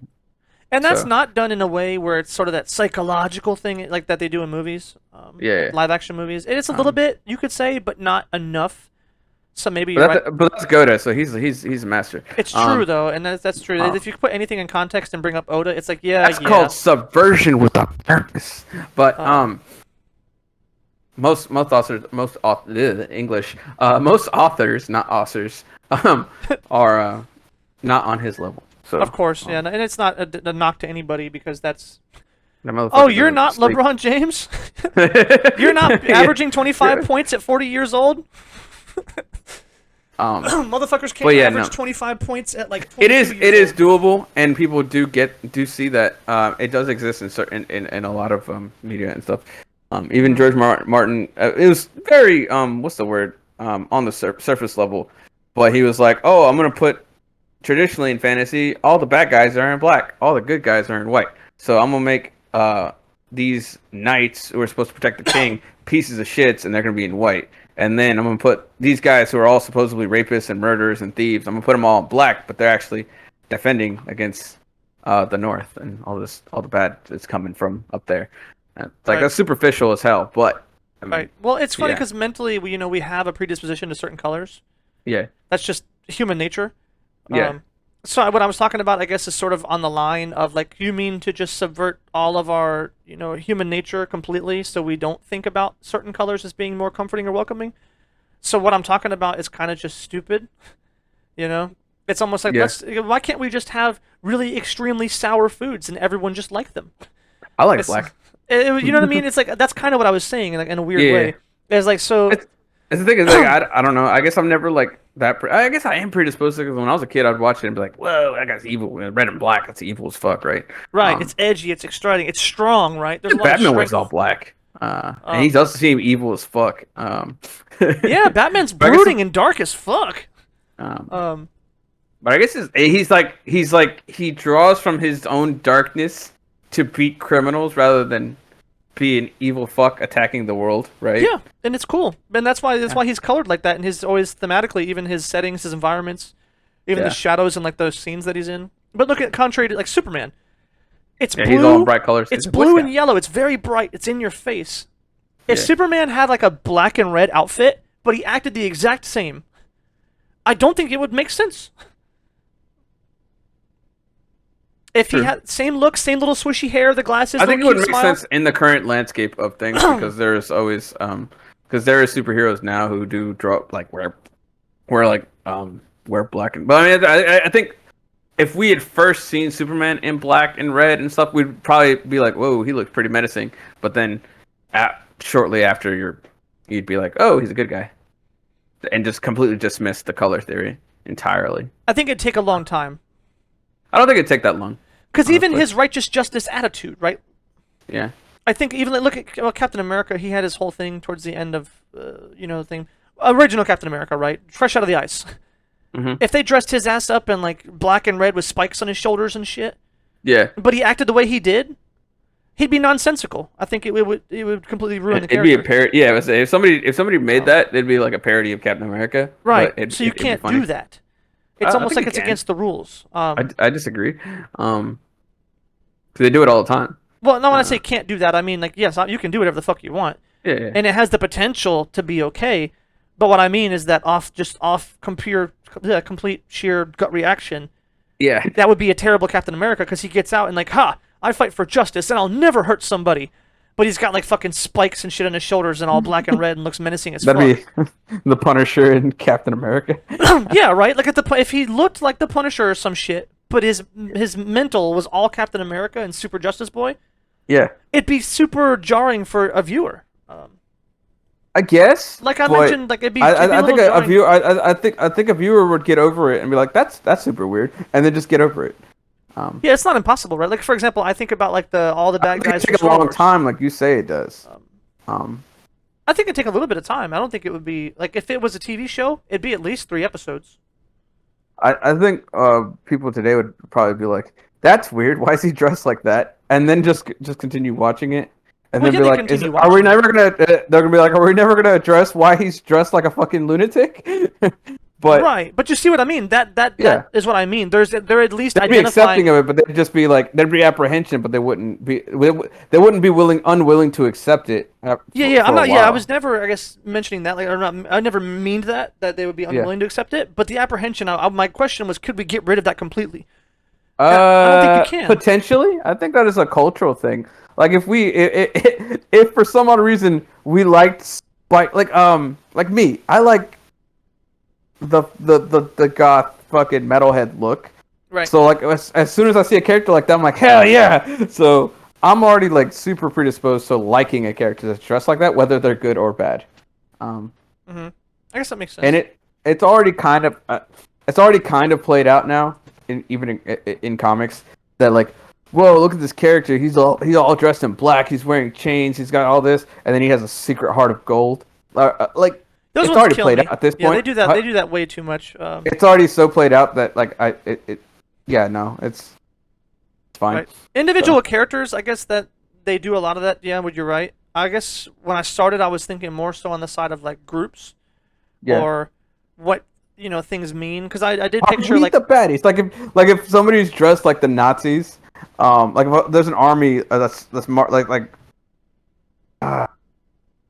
if they draw from like imagery like that, like fascist imagery, but if they're good guys, that would be very jarring and very hard, because there's never, it has not been done. I don't think, right to my recollection, getting something as contradictory. used so much for evil. It's like, oh, this is a bad guy. We immediately make them look like Nazis. Right, right. Yeah. That makes sense because I pictured all the Yeah. guys from Star Wars, right, in pink. Yeah. Um, Yeah. like the one dude, the main cool guy from 4, the one they did Yeah. CG in Rogue One. Yeah. That guy, if he was dressed in like pink and hot pink blue and shit like that, Mhm. but he gave the same lines with the same intensity, it would be weird. It would be weird in the context of Star Wars, but I think if it was a random movie or there's something that I'd watch, I wouldn't think it's that weird. I'd just be like, I mean, I would probably think it's weird. I take that back. I would think it's weird, but I'd probably give it up. But that's because I watch anime, and the anime does that all the goddamn That's time. true. It's So much more prevalent in that media. if you're a person who doesn't watch anime, I would see, or you'd be like, what the fuck is happening? Right, Why the right. fuck is he like, yeah. But Because what you're saying is true too. Because like when we first introduced to the white berets in Skype, yeah, I didn't just immediately like think they're my friends, right? right. I Yeah. didn't just identify based on like my own real life experience with military and military imagery. Yeah. I was like, who are these guys? They're new. They're not part of the crew. I'm apprehensive.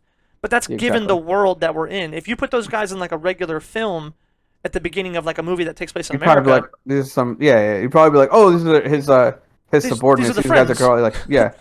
Like he's Um, probably gonna have to watch out for some. Some of these guys might die, and yeah, so Right. like, yeah, it's very dependent on the Your background. world. Yeah, the world it's in. And It also, has that makes that sense world. too, what you're talking about culturally. Yeah, Because, I mean, anime is not a culture. It kind of is turning into but it one. comes out of Japan, and Japan But, is very They don't have, I guess, this imagery of like right. They're pretty brooding, open, dark, it seems like. yeah, A lot yeah, of their media seems to be very open. Yeah. Or wacky sometimes even. Sometimes it seems like they're just wacky on purpose. Like I watch some of their game shows, and I guess yeah. anime, manga, and game shows are probably not They're very what you should animated. take shit from. They're very animated. Right. people. At least a lot of their media is. Um, I haven't watched their soap operas. I don't know how they are, so I don't Do they know a have lot soap about operas? all of their books or soap operas or all of their media. I imagine they do have soap operas. Yeah, they gotta have like real people TV because there's cartoons, right? I imagine. Well, I mean, like, I Japanese was adults thinking that like watch The Young and the manga- Restless and stuff like that. Yeah, So, the like, I Japanese imagine they do Restless. have real people TV, like Oh. sitcoms and stuff like that. But I was like, soap operas. But I guess they do. They would. Yeah, they would them. have to, because I was cartoons are like, for I've kids. never watched a soap opera outside of like outside of America, right? United, not when I say America, I don't mean United States. I mean like North and South America. Right. There's an Indian one. I take that back. My mom watches this Indian one that's translated into Spanish. So I imagine and India is in Asia, so Right. yeah. So yeah, it'd be interesting to think about, because culturally, how Americans identify with certain colors and certain outfits, behaviors, whatever, certain landmarks. Yeah. So it's I think Kishimoto should write a soap opera. oh baby, He can get away with all the retcons he wants in there. You know what he should do? He should write wrestling. Oh, wrestling would be good too. Let him take over from McMahon. Oh baby, you want to see the outfits, the wacky shit? Oh, baby. they got a wrestling league out in Japan. So it's pretty prominent. Hell yeah, I might have to start watching that shit. Anyway, I think we're on too much tangents.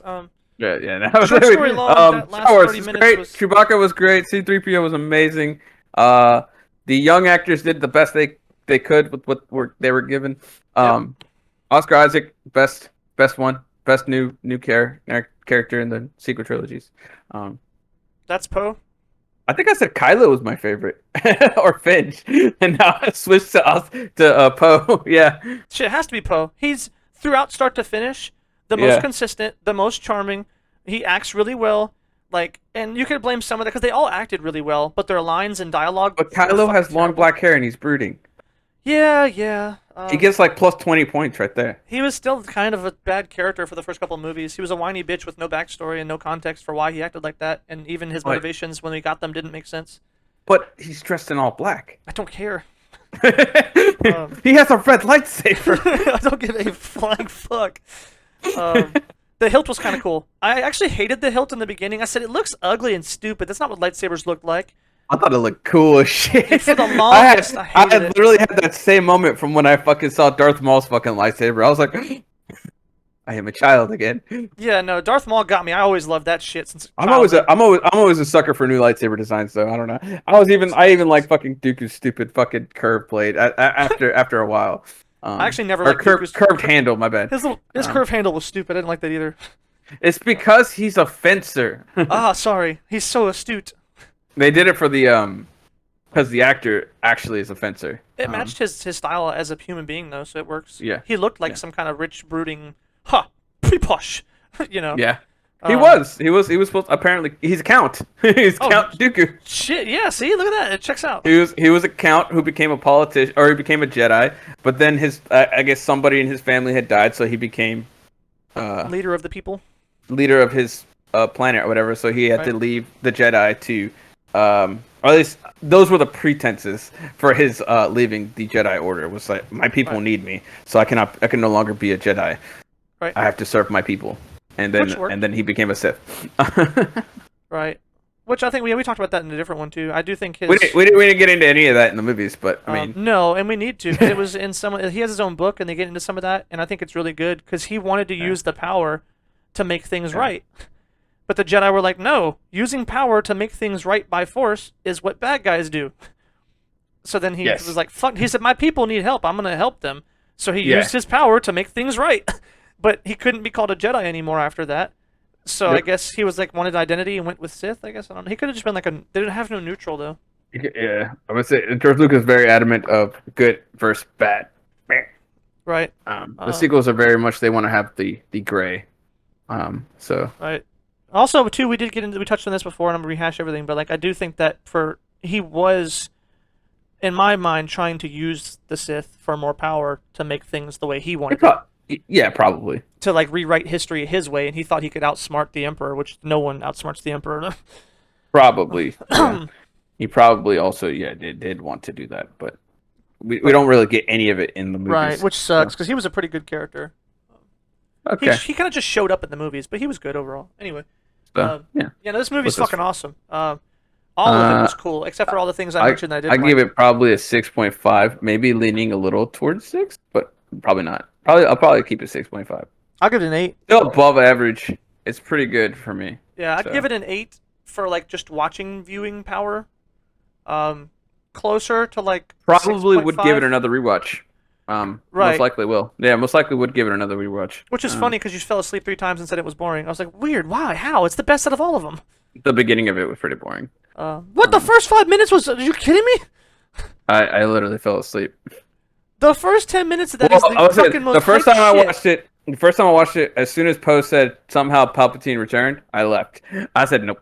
And then the second time I was watching it, I was rewatching it. Oh, I was watching it because because Kane and dude at work were like, you need to watch it, and I was like, fine. And I went to go watch it, and then whenever they got to the part where Ray pulled out the stupid dagger. We didn't even talk about the stupid dagger. It was Hold okay. on. What was wrong with it? That was the it just oh, it fits the. When was that dagger made? Did they talk about it? No. That's something I didn't understand. So I guess I might be missing. It was at least the only time we saw it on screen afterwards was when Ray's parents died to it, which was after the Death Star had been destroyed. But the dagger was supposed to lead to the thing that leads to Exegol, right? Yes. And then the dagger, she had to put it against the what debris. Was it? The debris from the Death Star. That was a little weird. So it was made after the Death Star, but it led to this ancient relic that leads to this ancient Sith place. That was on the Death Star? Well, no, the ancient relic, I imagine, was moved. No. The ancient relic. Was it an ancient relic? What was the relic? Yeah, it was an ancient relic. There's only 4 of them ever made or some shit. I think it was 2. There's only 2 in existence, but I mean, there could have been more made. I lied. Right. But what was that thing? It was just a poneglyph, essentially. Yes, but that was made long time ago. Okay. So then they put it there for safekeeping in the debris, and then they made the dagger. Yes, but the dagger. Okay, so they made the dagger after the Death Star got destroyed. It's not confirmed, but the only time we see it on screen is dude killing Rey's parents with it. Yeah. And it would also logically make sense that when they hid that there, they had to hide it. Okay. No one's gonna look in the debris in the fucking middle of the ocean. So you hide it there. But the planet would have moved. I guess not right. I guess they were hoping it would be found within a couple of years. I guess. Possibly. Yes. If it's part of Palpatine's, if it's part of Palpatine's would have plan, gotten cleaned up by the locals eventually. Right, but Palpatine's too smart for that, so I feel like he somehow knew. It was a little weird. I liked it better as just the translation. Yeah. That made a lot more sense to me because they inscribed it on this dagger, meaning like, oh, it's on this planet. Yeah. That was pretty dumb. You go to that planet, and it was like, oh, it's in the wreckage. Yeah. It's in here. Okay, cool. That was pretty dumb. But the hilt? That's the other time I stopped watching it. The weird hilt thing. I don't know why that was the part I didn't like about that. Yeah, but that I was did pretty not stupid. like it enough. I just didn't care. I was like, oh, I cool. thought it was really dumb, and I fucking turned it off the second time, and then the third time I finally said, all right, I'm gonna watch it beginning to end. I got home, I was already sleepy. I started it, fell asleep. That's funny. During the light speed skipping, that we didn't really talk about, but no. It was cool. It was cool, but canonically, it doesn't make any sense because you would run into something before that, right? I imagine because but I don't know like, if is he skipping. I didn't understand what the hell light speed skipping was, and I was trying to like work it out in my head, like. Han said you can't fucking do this because you have to do all this to go into hyperspace. But I guess light speed skipping would be not doing that and just hoping for the fucking best. Yeah, that's what I thought he was doing. Was essentially you boost, hope you don't hit anything, and then boost, hope you don't hit anything. So it's skipping because you're going from planet to planet, or you're going from short distance to short distance. Yeah. Because the longer distance, the more likelihood you're going to run into something. Yeah. So you just boom, boom, boom, boom, boom, and you know it was cool, and it definitely played really well. The scene was really awesome. I was like playing it out in my head. I was like, does it fucking retcon that, or is it not? I was like, okay, I guess it doesn't. That's what I ultimately landed on. It's just very dangerous. Dangerous. And it overloads the hyperdrive too.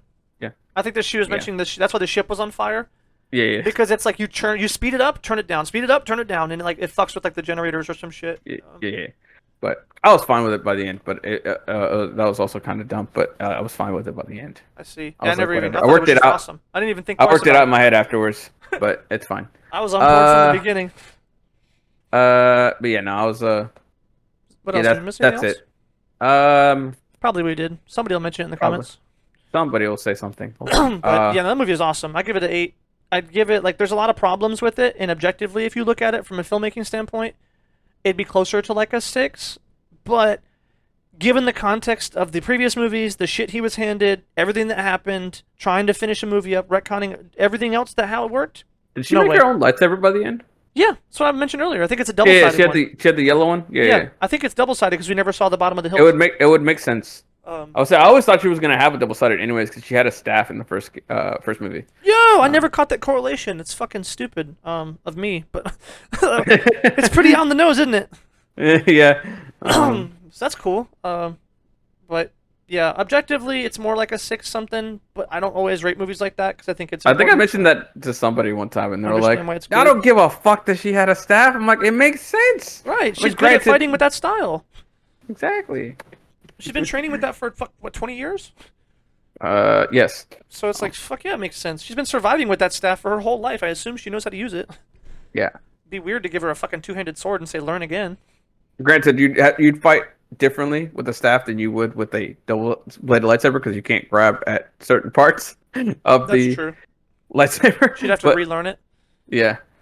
Imagine she's trying to learn it and she accidentally grabs a fucking light and dies, Oh, and like no. loses her fucking hand. That would So she has to suck. go get a fucking droid. She has to get a fucking Then she joins the club. yeah. She joins the club with the other Skywalkers. That's funny. Then she really will be a Skywalker. Right. But yeah, Man, they should have did that. They should watch have did that either with Kylo or her. I mean, one of them lose a hand, get a droid arm. Yeah. Or not droid arm. What do you call it? Fuck it, droid arm. Yep. Metal arm. Whatever. Doesn't I gotta matter. eat. Anyways, yeah, go eat. Let me go play some And shit.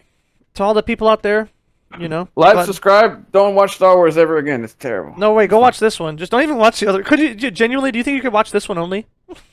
Probably yeah. I'm not saying I do can that for real. watch The Force Awakens again by itself. That's funny. But yeah, go watch this movie. It's good. Like it. It's actually they're really just good. They're beautiful movies, Um, regardless of how terribly they're. That is the true. plot To is- recap the whole second trilogy, genuinely, if Third you've trilogy. never seen them and you're like thinking about it and you don't like, and you're not some stupid movie snob, or even if you are, just shut up, turn your brain off, and go watch. They're a good time. You know, they're genuinely, I think, a pretty good time. They're a great time. If you just turn your brain off and watch them, they're a great time. They're fucking beautiful movies, great action, and the emotional bits will probably hit you if you're not paying attention that much. Right. So if you're not thinking about it too hard. I mean, not yeah, if you're not paying both, attention. either If you're not one. thinking about it too hard. Yeah. Either one, yeah. So it's like, So, yeah, especially number 2, because um, the second one was really good. It's just that there were so many small nitpicky still shits. beautifully shot. Right. It just ended up being where there were so many nitpicks in that movie that it fell flat. But if you don't notice or think about any of those, number 2 is really good, almost as good as 3, honestly. But 3 is definitely my favorite out of this new trilogy. It's just fucking cinematography wise, action wise, camera, characters, all I of might it. have to give it another rewatch before I say it's my favorite, but I think Force Awakens currently stands as my favorite of the just because it doesn't feel rushed like that one. It definitely doesn't feel like it drags like the second one. I still can't remember it. That's why I will never I don't even want to rewatch it because I don't remember it. I don't remember the action. I don't remember what they did. They start off, they find Han in a weird thing because hey, Han's here. They go to a base, something happens at the base, then they go try and blow the shit up. Yeah. That shit sucks. Stupid ass That's plot. it. There's a lot of different like visually distinct locations in the third one. So, Right. It That's builds pretty- a lot that's of pretty cool cool. worlds. it makes it very easy to remember what happens where. That's true. All the where, like, all the bits were good too throughout though. When they're captured, all the different stuff. Yeah. It always I think. Chewie and C-3PO are used very effectively. Right. Of course. Oh yeah. Whew. Well, there's very little Leia, and there's only one scene with Han, and there's one scene with Luke. So, Right. So they're trying to have the new characters stand on their own, which I think they did a Yeah. really good job. I almost wish we had less of the old characters and more of them. yeah, in I don't number know. one and- I feel like I like the Chewie, all the stuff with Chewie in this movie. Chewie 3PO is fine. But All the emotional stuff happening to Chewie throughout. I can't handle that, dude. I don't even want to relive that. I thought that was good. I thought because we don't have that much with Chewie. So like it's just a breath of fresh air for him. Right. I mean, it sucks for him, but it makes me like him more. Right.